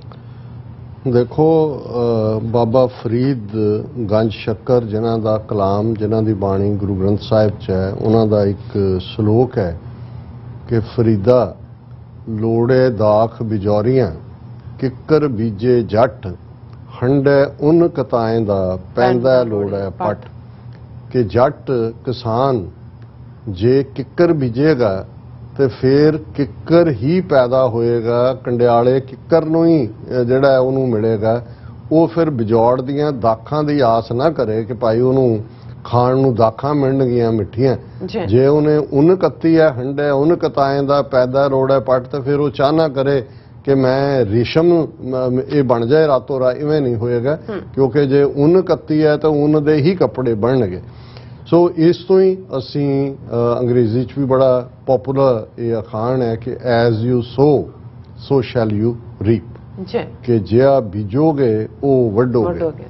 ਜੰਮੂ ਕਸ਼ਮੀਰ ਜ਼ਾਹਰ ਹੈ ਇੱਕ ਸਿਆਸੀ ਇਸ਼ੂ, UN ਸਿਕਿਉਰਿਟੀ ਕੌਂਸਲ ਦੇ 15-16 resolution, right of self determination, ਲੋਕਾਂ ਨੂੰ ਰਾਏਸ਼ੁਮਾਰੀ ਦਾ ਹੱਕ ਦੇਣ ਦੀ ਵਜ਼ਾਹਤ UN ਸਿਕਿਉਰਿਟੀ ਕੌਂਸਲ ਨੇ ਕੀਤੀ। ਭਾਰਤ ਦੀਆਂ ਨੀਤੀਆਂ ਮਿਲੀਅਨ ਫੌਜ ਰੱਖ ਕੇ 5 ਅਗਸਤ 2019 ਨੂੰ ਕਸ਼ਮੀਰ ਦਾ ਵਜੂਦ ਹੀ ਖਤਮ ਕਰ ਦਿੱਤਾ ਸੂਬੇ ਦੇ ਤੌਰ ਤੇ। ਆਰਟੀਕਲ 370-35A ਖਤਮ ਕਰ ਦਿੱਤਾ ਹੈ। ਕਸ਼ਮੀਰ ਘਾਟੀ ਨੂੰ ਖੁੱਲੀ ਜੇਲ੍ਹ ਬਣਾ ਦਿੱਤਾ ਹੈ। ਜਿਹੜੇ ਉਹਨਾਂ ਦੇ ਈਵਨ ਸਿਵਲ ਢੰਗ ਦੇ ਨਾਲ, ਡੈਮੋਕ੍ਰੈਟਿਕ ਢੰਗ ਦੇ ਨਾਲ ਆਵਾਜ਼ ਚੁੱਕਣ ਵਾਲੇ ਸੀ। ਅਸੀਂ ਪਿਛਲੇ ਦਿਨਾਂ 'ਚ ਜ਼ਿਕਰ ਕੀਤਾ ਯਾਸਿਨ ਮਲਕ, ਉਹਨੂੰ ਉਮਰ ਭਰ ਲਈ ਜੇਲ੍ਹ 'ਚ ਨੂੜ ਦਿੱਤਾ। ਕਿਵੇਂ ਹੁਰੀਅਤ ਕਾਨਫਰੰਸ ਦੇ ਮੀਰਵਾਇਜ਼ ਉਮਰ ਫਾਰੂਕ ਉਹ ਨਜ਼ਰਬੰਦੀ 'ਚ ਨੇ। ਬਜ਼ੁਰਗ ਸੈਯਦ ਅਲੀ ਸ਼ਾਹ ਗਿਲਾਨੀ, ਉਹਨਾਂ ਨੂੰ ਰੋਲ ਕੇ ਮਾਰ ਦਿੱਤਾ। ਔਰ ਬਾਕੀ ਵੀ ਜਿਹੜੇ ਇਹਨਾਂ ਦੇ ਟੁਚੇ ਰਹੇ ਨੇ, ਫਾਰੂਕ ਅਬਦੁੱਲਾ ਜਾਂ ਮਹਿਬੂਬਾ ਮੁਫਤੀ ਨੂੰ ਜਿਹੜਾ ਉਹਨਾਂ ਨੇ ਵੈਸੇ ਨਜ਼ਰਬੰਦ ਕੀਤਾ। ਉਹਦੀ ਭੈਣ ਰੁਬਈਆ ਮੁਫਤੀ, ਜਿਹਦਾ ਅਗਵਾ ਹੋਇਆ ਸੀ ਜਦੋਂ MBBS ਦੀ ਸਟੂਡੈਂਟ ਸੀ, ਉਹਨੇ VP ਸਿੰਘ ਦੀ ਸਰਕਾਰ ਵੇਲੇ ਉਹਨੂੰ 32 ਸਾਲਾਂ ਬਾਅਦ CBI ਨੇ ਉਸ ਕੇਸ 'ਚ ਸੱਦ ਲਿਆ। ਹੁਣ ਇਹ ਸਾਰੇ ਦਾ ਜਦੋਂ ਇੰਨਾ ਜ਼ਬਰ ਚੱਲ ਰਿਹਾ ਹੈ, ਔਰ ਮੈਂ ਜ਼ਿਕਰ ਕੀਤਾ ਸੀ ਕਿ ਅਮਰਜੀਤ AS ਦੁਲਟ ਜਿਹੜਾ ਰਾਹ ਦਾ ਚੀਫ ਰਿਹਾ ਔਰ ਕਸ਼ਮੀਰ ਦਾ ਉਹ ਸਪੈਸ਼ਲਿਸਟ ਹੈ, ਉਹਦਾ ਇੰਟਰਵਿਊ ਕਰਨ ਥਾਪਰ ਦੇ ਨਾਲ ਸੀ।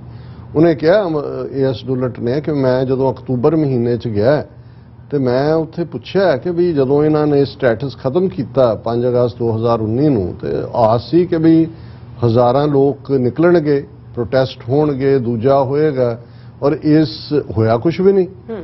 ਔਰ ਈਵਨ ਅਮਿਤ ਸ਼ਾਹ ਨੇ ਇਸ ਦੇ ਉੱਤੇ ਆਪਣੀ ਪਿੱਠ ਤੇ ਥਾਪੀ ਮਾਰਦਿਆਂ ਇਹ ਕਿਹਾ ਸੀ ਕਿ ਜੀ ਦੇਖੋ मोदी जी ने ये कर दिया, जब हम कहते थे कि हम ये खत्म करेंगे तो ये कहा जाता था वहां खून की नदियां बहेंगी। कहाँ है खून की नदियां? ਹੁਣ ਉਹ ਹੰਕਾਰ ਕਰ ਰਿਹਾ ਕਿ ਉੱਥੇ ਤਾਂ ਕੋਈ ਚੂੰ ਨਹੀਂ ਹੋਈ।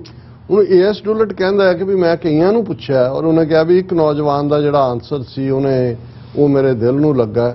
ਉਹਨੇ ਕਿਹਾ ਕਿ mister Dulat, we don't want to die cheap and you will see it what we do, ਕਿ ਅਸੀਂ ਐਵੇਂ ਸਸਤੇ ਭਾਅ 'ਚ ਨਹੀਂ ਸੀ ਮਤਲਬ ਇਹ ਸੀ ਕਿ ਫੌਜ ਤੁਸੀਂ ਲਾਈ ਹੈ, ਪਬਲਿਕ ਓਪੀਨੀਅਨ ਤੁਸੀਂ ਨੈਗੇਟਿਵ ਕੀਤਾ ਹੈ, ਹਜ਼ਾਰਾਂ ਲੋਕ ਨਿਕਲਦੇ ਤੁਸੀਂ ਭੁੰਨ ਕੇ ਰੱਖ ਦੇਣੇ ਸੀ ਸਾਰੇ, ਔਰ ਸਸਤੀ ਮੌਤ ਉਹ ਗਿਣਤੀ ਵੀ ਨਹੀਂ ਸੀ ਹੋਣੀ, ਤੁਸੀਂ ਲਾਸ਼ਾਂ ਚੁੱਕ ਕੇ ਜੇਲ੍ਹਾਂ 'ਚ ਸੁੱਟੀਆਂ ਹੋਣੀਆਂ ਸੀ ਦਰਿਆ 'ਚ। ਉਹ ਕਿਹਾ we don't want to die cheap but you will see. ਹੁਣ ਜੋ ਕੁਝ ਪਿਛਲੇ ਦਿਨਾਂ 'ਚ ਹੋ ਰਿਹਾ, ਹਾਲਾਂ ਮੈਂ ਜੇ ਨਿੱਜੀ ਤੌਰ ਤੇ ਕਹਾਂ ਕਿ ਭਾਈ ਕਿਸੇ ਵੀ ਬੇਗੁਨਾਹ ਦਾ ਕਤਲ ਕੋਈ ਵੀ ਕਰੇ, ਕਿਤੇ ਵੀ ਕਰੇ, ਉਸ ਨੂੰ ਸਪੋਰਟ ਤਾਂ ਦੂਰ ਦੀ ਗੱਲ, ਉਹ ਕੰਡੈਮਨੇਬਲ ਹੈ। ਲੇਕਿਨ ਬਹੁਤ ਵਾਰ ਜਦੋਂ ਅਸੀਂ ਦੇਖਦੇ ਹਾਂ ਕਿ ਵੀ ਤੁਸੀਂ ਜਦੋਂ ਹਾਲਾਤ ਇਸ ਹੱਦ ਤੱਕ ਪੁਸ਼ ਕਰ ਦਿੱਤੇ ਨੇ ਕਿ ਲੋਕਾਂ ਨੂੰ ਤੁਸੀਂ, ਹੁਣ ਇਹਦੇ 'ਚ ਤਾਂ ਕੋਈ ਸ਼ੱਕ ਨਹੀਂ ਹੈ ਕਿ ਪਾਕਿਸਤਾਨ ਦੇ ਨਾਲ ਭਾਰਤ ਦਾ ਸੀਜ਼ ਫਾਇਰ ਮੇਨਟੇਨ ਹੋਇਆ ਹੈ, ਲਾਈਨ ਆਫ ਜਿਹੜੀ ਹੈ LOC ਦੇ ਉੱਤੇ ਲਾਈਨ ਆਫ ਕੰਟਰੋਲ, ਉੱਥੋਂ ਤਾਂ ਕੋਈ ਜਿਹੜੀ ਆ ਉਹ ਇੰਟਰੂਡਰ ਨਹੀਂ ਆ ਰਹੇ, ਕੋਈ ਘੁਸਪੈਠ ਨਹੀਂ ਹੋ ਰਹੀ। ਹੁਣ ਸਾਊਥ ਕਸ਼ਮੀਰ ਜਿੱਥੇ ਪੂਰੀ ਫੌਜ ਉਹ ਰੋਜ਼ਾਨਾ ਇੱਥੇ 4 ਮੁੰਡੇ ਮਾਰਤੇ, 6 ਮਾਰਤੇ, ਉਹ ਜਿਹੜਾ ਕਲੀਨਿੰਗ ਆਪਰੇਸ਼ਨ ਦੇ ਨਾਂ ਥੱਲੇ ਜੋ ਪੰਜਾਬ 'ਚ ਕੀਤਾ ਉੱਥੇ ਚੱਲ ਰਿਹਾ। ਲੇਕਿਨ ਹੁਣ ਉਹਨਾਂ ਨੇ ਦੇਖਿਆ ਕਿ ਭਾਈ ਉਹਨਾਂ ਕੋਲ ਹੋਰ ਤਾਂ ਸਮਰੱਥਾ ਨਹੀਂ ਹੈ, ਪਾਕਿਸਤਾਨ ਵੀ ਕਿਤੇ ਨਾ ਕਿਤੇ ਬੈਕ ਆਫ ਕੀਤਾ ਹੈ, ਅੰਦਰੂਨੀ ਉਹਨਾਂ ਦੀਆਂ ਆਪਣੀਆਂ ਪ੍ਰੋਬਲਮਸ ਵੀ ਚੱਲ ਰਹੀਆਂ। ਤਾਂ ਉਹਨਾਂ ਨੇ ਕਿਹਾ ਵੀ ਠੀਕ ਹੈ, ਜੇ ਤੁਸੀਂ ਸਾਨੂੰ ਸਾਡੇ ਜੀਣ ਦਾ ਹੱਕ ਖੋਹ ਲਿਆ, ਅਸੀਂ ਆਪਣੀ ਧਰਤੀ ਤੇ ਵੀ ਨਹੀਂ ਅਣਖ ਨਾਲ ਜੀ ਸਕਦੇ, ਤੇ ਜਿਨ੍ਹਾਂ ਨੂੰ ਤੁਸੀਂ ਲਿਆ ਕੇ ਇੱਥੇ ਬਿਠਾ ਰਹੇ ਹੋ ਜੀਣ, ਅਸੀਂ ਉਹਨਾਂ ਨੂੰ ਵੀ ਨਹੀਂ ਦੇਣਾ। ਸੋ ਜ਼ਾਹਰ ਹੈ ਕਿ ਇਹਨਾਂ ਦਾ ਜਿਹੜਾ ਇੱਕ ਸਟ੍ਰੈਟਜੀ ਕਿ ਜੀ ਅਸੀਂ ਕਸ਼ਮੀਰੀ ਪੰਡਤਾਂ ਨੂੰ ਲਿਆ ਕੇ ਉਹਨਾਂ ਦਾ ਮੁੜ ਵਸੇਵਾ ਵਾਦੀ ਦੇ ਵਿੱਚ ਕਰਨਾ, ਨੌਕਰੀਆਂ ਦੇ ਪੈਕੇਜ ਵੀ ਦੇ ਦਿੱਤੇ, ਰਿਟਰਨ ਹੋਮ ਵੀ ਕਰਤਾ, ਦੂਜਾ ਵੀ ਕਰਤਾ।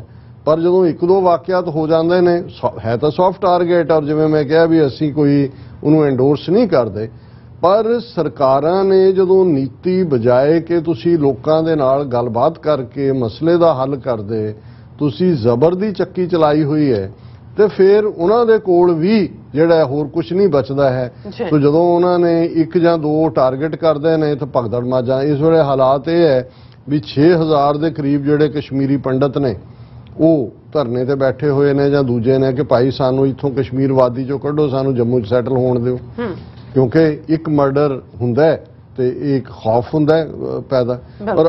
ਔਰ ਇਹਨਾਂ ਨੇ ਜਦੋਂ ਹੁਣ ਇਹ ਸੰਵਿਧਾਨਕ ਚੇਂਜਸ ਖੁਦ ਹੀ, ਕਿਉਂਕਿ ਸੈਂਟਰ ਦੇ ਕੋਲ ਹੈ, ਇਹਨਾਂ ਨੇ ਉਹਨਾਂ ਨੂੰ ਮੁਸਲਮਾਨਾਂ ਨੂੰ ਮਾਈਨੋਰਿਟੀ 'ਚ ਟਰਨ ਕਰਨ ਦੇ ਲਈ ਉਹਨਾਂ ਨੇ ਆਪਣੀਆਂ ਰਿਜ਼ਰਵੇਸ਼ਨਸ ਵੀ ਲਿਆਂਦੀਆਂ ਜੀ, ਇਹ ਫਲਾਣੇ ਕਬੀਲਿਆਂ ਦੀਆਂ ਰਿਜ਼ਰਵੇਸ਼ਨਸ, ਸ਼ਡਿਊਲ ਕਾਸਟ ਦੀਆਂ ਫਲਾਣੀਆਂ।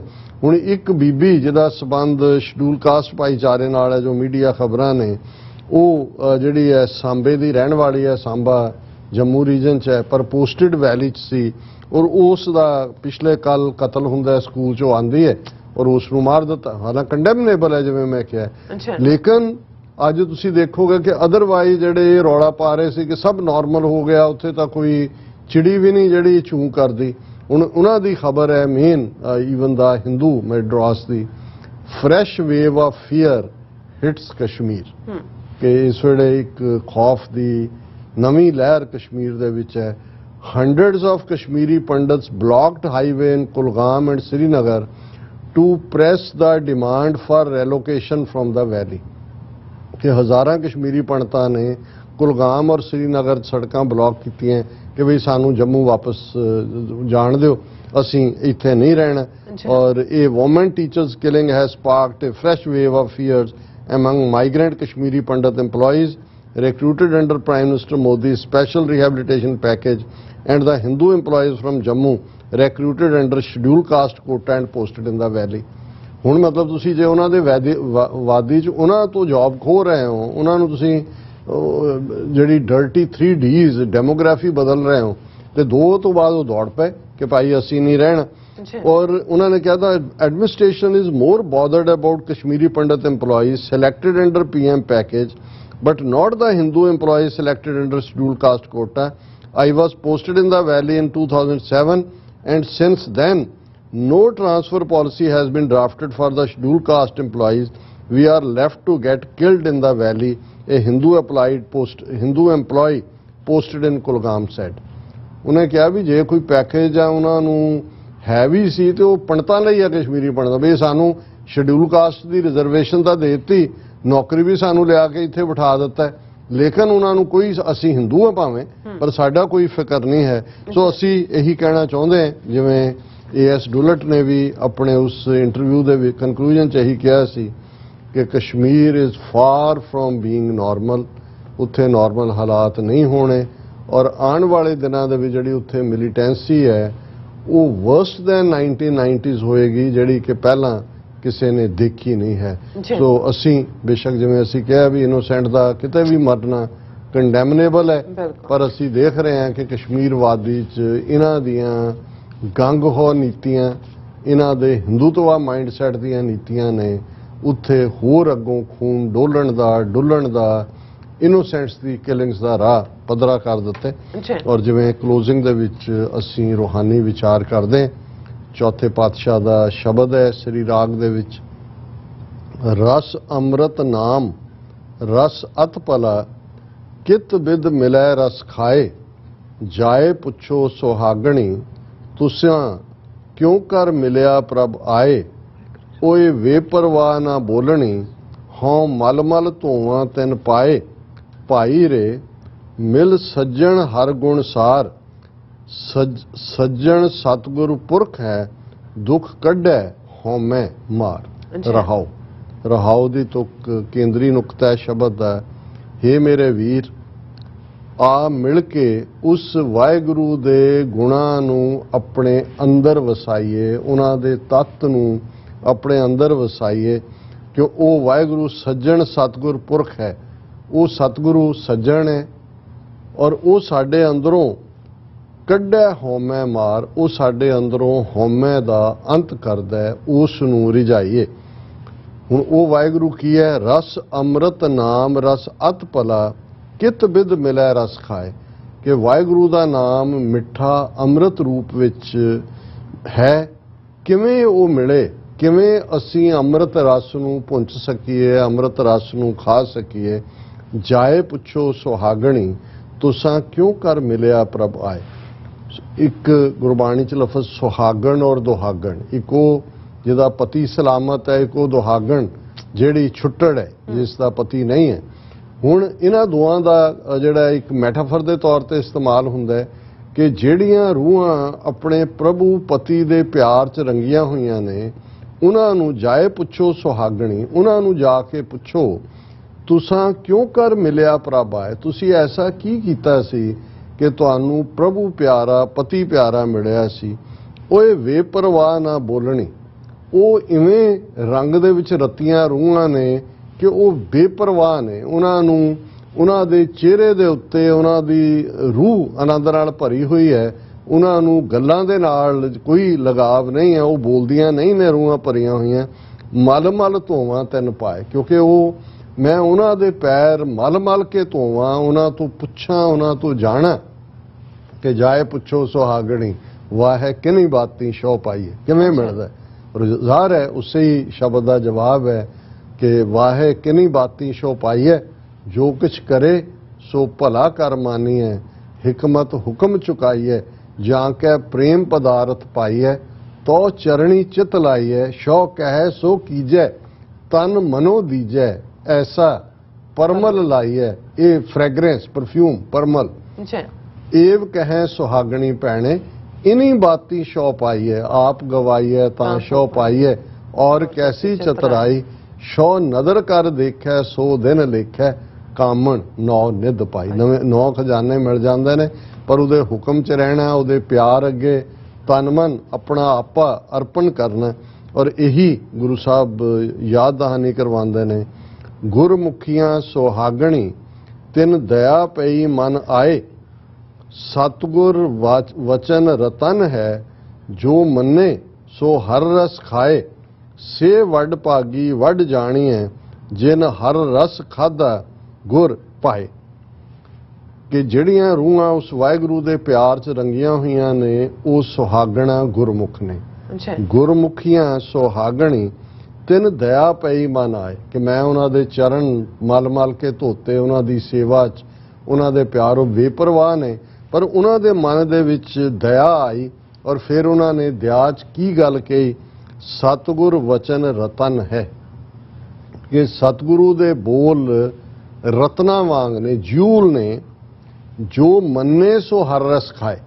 ਕਿ ਜਿਹੜਾ ਗੁਰੂ ਦੇ ਬਚਨਾਂ ਦੇ ਉੱਤੇ ਬੋਲਾਂ ਦੇ ਉੱਤੇ ਅਮੰਨਾ ਕਰਦਾ ਹੈ, ਵਿਸ਼ਵਾਸ ਕਰਕੇ ਉਹਨਾਂ ਨੂੰ ਮੰਨਦਾ ਹੈ, ਉਹ ਹੀ ਉਸ ਵਾਹਿਗੁਰੂ ਦੇ ਪਿਆਰ ਰੂਪੀ ਅੰਮ੍ਰਿਤ ਰੂਪੀ ਰਸ ਨੂੰ ਪੁੰਚ ਸਕਦਾ ਹੈ, ਖਾ ਸਕਦਾ ਹੈ। ਸੇ ਵੱਡ ਭਾਗੀ ਵੱਡ ਜਾਣੀ ਹੈ, ਜਿਨ ਹਰ ਰਸ ਖਾਦਾ ਗੁਰ ਪਾਏ।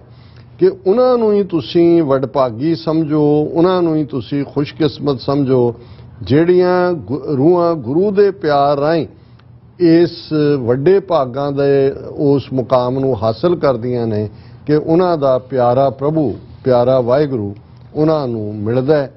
ਇਹ ਉਹ ਹਰ ਰਸ ਵਣ ਤਿਣ ਸਭ ਸਬਤ ਹੈ, ਇਹ ਉਹ ਹਰ ਰਸ ਵਣ ਤਿਣ ਸਬਤ ਹੈ, ਭਾਗਹੀਣ ਨਹੀਂ ਖਾਏ, ਬਿਨ ਸਤਗੁਰ ਪੱਲੇ ਨਾ ਪਵੈ, ਮਨਮੁਖ ਰਹੇ ਬਿਲ ਲਾਏ।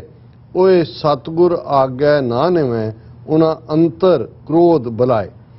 ਹੁਣ ਜਦੋਂ ਅਸੀਂ ਵਣ ਤ੍ਰਿਣ ਕਹਿੰਦੇ ਹਾਂ, ਵਣ ਜੰਗਲ ਨੇ, ਫੋਰੈਸਟ, ਤ੍ਰਿਣ ਜਿਹੜਾ ਹੈ ਉਹ ਤੀਲੇ ਨੂੰ ਕਹਿੰਦੇ ਨੇ। ਉਹ ਤੁਸੀਂ ਜਿਹੜਾ ਜੰਗਲਾਂ ਦੇ ਵਿੱਚ ਸ਼ਰਬਸ ਨੇ, ਦੂਸਰੇ ਨੇ, ਛੋਟੇ ਝਾੜ ਨੇ, ਉਹਨਾਂ ਨੂੰ, ਕਿ ਵੀ ਇਹ ਉਹ ਹਰ ਰਸ ਵਣ ਤਿਣ ਸਬਤ ਹੈ। ਕਿ ਇਕੱਲੇ ਇਨਸਾਨਾਂ ਦੇ ਵਿੱਚ ਹੀ ਨਹੀਂ, ਜਿੰਨੀ ਵੈਜੀਟੇਸ਼ਨ ਹੈ, ਵਣ ਤ੍ਰਿਣ ਨੇ, ਉਹਨਾਂ ਦੇ ਵਿੱਚ ਵਾਹਿਗੁਰੂ ਵਿਆਪਕ ਹੈ, ਓਮਨੀ ਪ੍ਰੈਜ਼ੈਂਟ ਹੈ।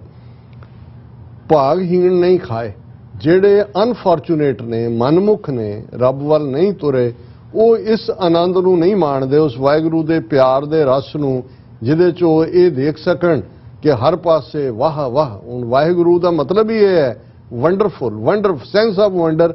ਹਰ ਚੀਜ਼ 'ਚੋਂ ਤੁਸੀਂ ਵੰਡਰ ਕੱਢ ਰਹੇ ਹੋ, ਪਰ ਇਹ ਭਾਗਹੀਣਾਂ ਨੂੰ ਸਮਝ ਨਹੀਂ ਆਉਂਦੀ। ਬਿਨ ਸਤਗੁਰ ਪੱਲੇ ਨਾ ਪਵੇ, ਜਦੋਂ ਤੱਕ ਸਤਗੁਰ ਦਾ ਪੱਲਾ ਨਹੀਂ ਫੜਿਆ, ਇਸ ਗੱਲ ਦੀ ਸਮਝ ਨਹੀਂ ਆਉਂਦੀ। ਮਨਮੁਖ ਰਹੇ ਬਿਲ ਲਾਏ, ਕਿ ਜਿਹੜੇ ਮਨਮੁਖ ਨੇ ਉਹ ਬਿਲਾਉਂਦੇ ਹੀ ਰਹਿਣਗੇ, ਚੀਕਾਂ ਹੀ ਮਾਰਦੇ ਰਹਿਣਗੇ, ਦੁੱਖ ਦੇ ਵਿੱਚ ਹੀ ਰਹਿਣਗੇ। ਉਹ ਇਹ ਸਤਗੁਰ ਆਗੇ ਨਾ ਨਿਵੇਂ, ਕਿਉਂਕਿ ਉਹਨਾਂ ਦੀ ਹਉਮੈ, ਉਹਨਾਂ ਦਾ ਹੰਕਾਰ ਉਹਨਾਂ ਨੂੰ ਸਤਿਗੁਰੂ ਅੱਗੇ ਨਿਵਣ ਨਹੀਂ ਦਿੰਦਾ ਕਿ ਉਹ ਸਤਿਗੁਰੂ ਦੀ ਮੱਤ ਤੇ ਅਮਲ ਕਰਨ। ਉਹਨਾਂ ਅੰਤਰ ਕ੍ਰੋਧ ਬੜਾਏ, ਆਫਤ, ਕਿ ਉਹਨਾਂ ਦੇ ਅੰਦਰ ਕ੍ਰੋਧ ਦੀ ਬੜਾ ਵੀ ਹੈ। ਇੱਕ ਉਹਨਾਂ ਦੀ ਹਉਮੈ ਜਿਹਦੇ ਥੱਲੇ ਉਹ ਝੁਕਦੇ ਨਹੀਂ ਨੇ, ਦੂਸਰਾ ਉਹਨਾਂ ਦੇ ਅੰਦਰ ਉਹ ਕ੍ਰੋਧ ਦੀ ਬੜਾ ਹੈ, ਆਫਤ ਹੈ, ਜਿਹੜੀ ਉਹਨਾਂ ਨੂੰ ਟਿਕਣ ਨਹੀਂ ਦਿੰਦੀ। ਤੇ ਅਖੀਰਲੇ ਸ਼ਲੋਕ 'ਚ ਇਸ ਸ਼ਬਦ ਦੇ ਚੌਥੇ ਪਾਤਸ਼ਾਹ, ਚੌਥੇ ਨਾਨਕ ਗੁਰੂ ਰਾਮਦਾਸ ਜੀ ਫਰਮਾਉਂਦੇ ਨੇ, ਹਰ ਹਰ ਹਰ ਰਸ ਆਪ ਹੈ, ਆਪੇ ਹਰ ਰਸ ਹੋਏ, ਆਪ ਦਇਆ ਕਰ ਦੇਵ ਸੀ, ਗੁਰਮੁਖ ਅੰਮ੍ਰਿਤ ਚੋਏ, ਸਭ ਤਨ ਮਨ ਹਰਿਆ ਹੋਇਆ, ਨਾਨਕ ਹਰ ਵਸਿਆ ਮਨ ਸੋਏ। ਹਰ ਹਰ ਹਰ ਰਸ ਆਪ ਹੈ, ਕਿ ਉਹ ਵਾਹਿਗੁਰੂ, 3 ਵਾਰ ਹਰ ਹਰ ਕਹਿ ਕੇ ਉਹ ਵਾਹਿਗੁਰੂ ਵਾਹਿਗੁਰੂ ਵਾਹਿਗੁਰੂ, ਉਹ ਆਪ ਹੀ ਰਸ ਹੈ, ਆਪੇ ਹਰ ਰਸ ਹੋਏ। ਉਹਨੇ ਹੀ 4 ਚਫੇਰਾ ਆਪਣਾ ਰਸ ਵੀ ਖਿਲਾਰਿਆ ਹੋਇਆ ਹੈ। ਆਪ ਦਇਆ ਕਰ ਦੇਵ ਸੀ, ਕਿ ਜਦੋਂ ਉਸ ਦੇ ਮਨ ਦੇ ਅੰਦਰ ਦਇਆ ਆਉਂਦੀ ਹੈ, ਰਹਿਮ ਆਉਂਦਾ ਹੈ, ਉਹ ਆਪਣਾ ਆਪਾ ਤੁਹਾਡੇ ਅੰਦਰ ਰੱਖ ਦਿੰਦਾ ਹੈ, ਗੁਰਮੁਖ ਅੰਮ੍ਰਿਤ ਚੋਏ। ਫਿਰ ਜਦੋਂ ਉਹ ਵਾਹਿਗੁਰੂ ਤੁਹਾਡੇ ਅੰਦਰ ਆ ਕੇ ਟਿਕ ਜਾਂਦਾ ਹੈ ਤੇ ਜਿਵੇਂ ਸ਼ਹਿਦ ਦੇ ਉਸ ਛੱਤੇ ਚੋਂ ਸ਼ਹਿਦ ਚੋਂਦਾ ਹੈ, ਇਵੇਂ ਜਿਸ ਰੂਹ ਦੇ ਅੰਦਰ ਆ ਕੇ ਵਾਹਿਗੁਰੂ ਵਸਦੇ ਨੇ, ਟਿਕ ਜਾਂਦੇ ਨੇ, ਉੱਥੇ ਵਾਹਿਗੁਰੂ ਰੂਪੀ ਪਿਆਰ ਦਾ ਅੰਮ੍ਰਿਤ ਚੋਂਦਾ ਹੈ। ਕਰ ਦੇਵ ਸੀ ਗੁਰਮੁਖ ਅੰਮ੍ਰਿਤ ਚੋਏ, ਸਭ ਤਨ ਮਨ ਹਰਿਆ ਹੋਇਆ, ਨਾਨਕ ਹਰ ਵਸਿਆ ਮਨ ਸੋਏ। ਜਿਨ੍ਹਾਂ ਦੇ ਅੰਦਰ ਉਹ ਵਾਹਿਗੁਰੂ ਆਪ ਆ ਕੇ ਵਸ ਜਾਂਦੇ ਨੇ, ਉਹਨਾਂ ਦਾ ਤਨ ਤੇ ਮਨ ਉਹ ਹਰਾ ਹੋ ਜਾਂਦਾ ਹੈ। ਉਹ ਇਹੀ ਹੈ ਕਿ ਭਾਈ ਤੇਰਾ ਕੀਤਾ ਜਾਤੋ ਨਾਹੀ, ਮੈਨੋ ਜੋਗ ਕੀਤੋਈ, ਮੈਂ ਨਿਰਗੁਣ ਆਰੇ ਕੋ ਗੁਣ ਨਾਹੀ, ਆਪੇ ਤਰਸ ਪਿਓਈ, ਤਰਸ ਪਿਆ ਮਿਹਰਾਮਤ ਹੋਈ, ਸਤਿਗੁਰ ਸੱਜਣ ਮਿਲਿਆ, ਨਾਨਕ ਨਾਮ ਮਿਲਿਆ ਤਾਂ ਜੀਵਾਂ, ਤਨ ਮਨ ਥੀਵੈ ਹਰਿਆ। ਜਿਵੇਂ ਤਨ ਤੇ ਮਨ, ਇਹੀ ਚੌਥੇ ਪਾਤਸ਼ਾਹ ਫਰਮਾਉਂਦੇ ਨੇ, ਸਭ ਤਨ ਮਨ ਹਰਿਆ ਹੋਇਆ, ਨਾਨਕ ਹਰ ਵਸਿਆ ਮਨ ਸੋਏ। ਕਿ ਜਦੋਂ ਉਹ ਵਾਹਿਗੁਰੂ ਆ ਕੇ ਦਿਲ ਦੇ ਆਸਣ ਦੇ ਉੱਤੇ ਬਿਰਾਜਮਾਨ ਹੋ ਜਾਂਦੇ ਨੇ ਤੇ ਫਿਰ ਤਨ ਮਨ ਹਰਿਆ ਹੋ ਜਾਂਦਾ ਹੈ। ਜੀਵਨ ਦੇ ਅੰਦਰ ਆਨੰਦ ਹੀ ਆਨੰਦ ਹੁੰਦਾ ਹੈ। ਜੀ ਰਾਜ ਸਾਹਿਬ, ਤੁਹਾਡਾ ਬਹੁਤ ਬਹੁਤ ਸ਼ੁਕਰੀਆ। ਤੁਸੀਂ ਅੱਜ ਦੇ ਐਮ ਸ਼ੂ ਤੇ ਅੱਜ ਦਾ ਵਿਚਾਰ ਸਾਡੇ ਦਰਸ਼ਕਾਂ ਨਾਲ ਸਾਂਝਾ ਕੀਤਾ। ਇਸ ਵਕਤ ਨਾਲ ਆਪਣੇ ਵਿਊਅਰਸ ਕਰਨ ਨੇ ਇਜਾਜ਼ਤ। ਵਿਊਅਰਸ, ਸਾਡੇ ਪ੍ਰੋਗਰਾਮ ਦਾ ਸਮਾਂ ਇੱਥੇ ਸਮਾਪਤ ਹੁੰਦਾ। ਤੁਸੀਂ ਆਪਣੀ ਰਾਏ ਤੇ ਸੁਝਾਅ ਸਾਨੂੰ ਭੇਜਣਾ ਨਾ ਭੁੱਲਣਾ ਸਾਡੇ ਇਸ ਪਤੇ ਤੇ sos@tv4.tv ਤੇ ਅਸੀਂ ਆਪਣਾ ਪ੍ਰੋਗਰਾਮ ਲੈ ਕੇ ਫਿਰ ਦੁਬਾਰਾ ਤੁਹਾਡੇ ਸਨਮੁਖ ਹੋਵਾਂਗੇ। ਤਦ ਤੱਕ ਲਈ ਮੈਨੂੰ ਤੇ ਆਪਣਾ ਸੁਣਾ ਗਿਆ ਦੋ। ਦੇਖਦੇ ਰਹੋ TV84। ਬੁਲਾ ਦੇ ਫਤਿਹ। ਵਾਹਿਗੁਰੂ ਜੀ ਕਾ ਖਾਲਸਾ, ਵਾਹਿਗੁਰੂ ਜੀ ਕੀ ਫਤਿਹ। ਰੱਬ ਰਾਖਾ।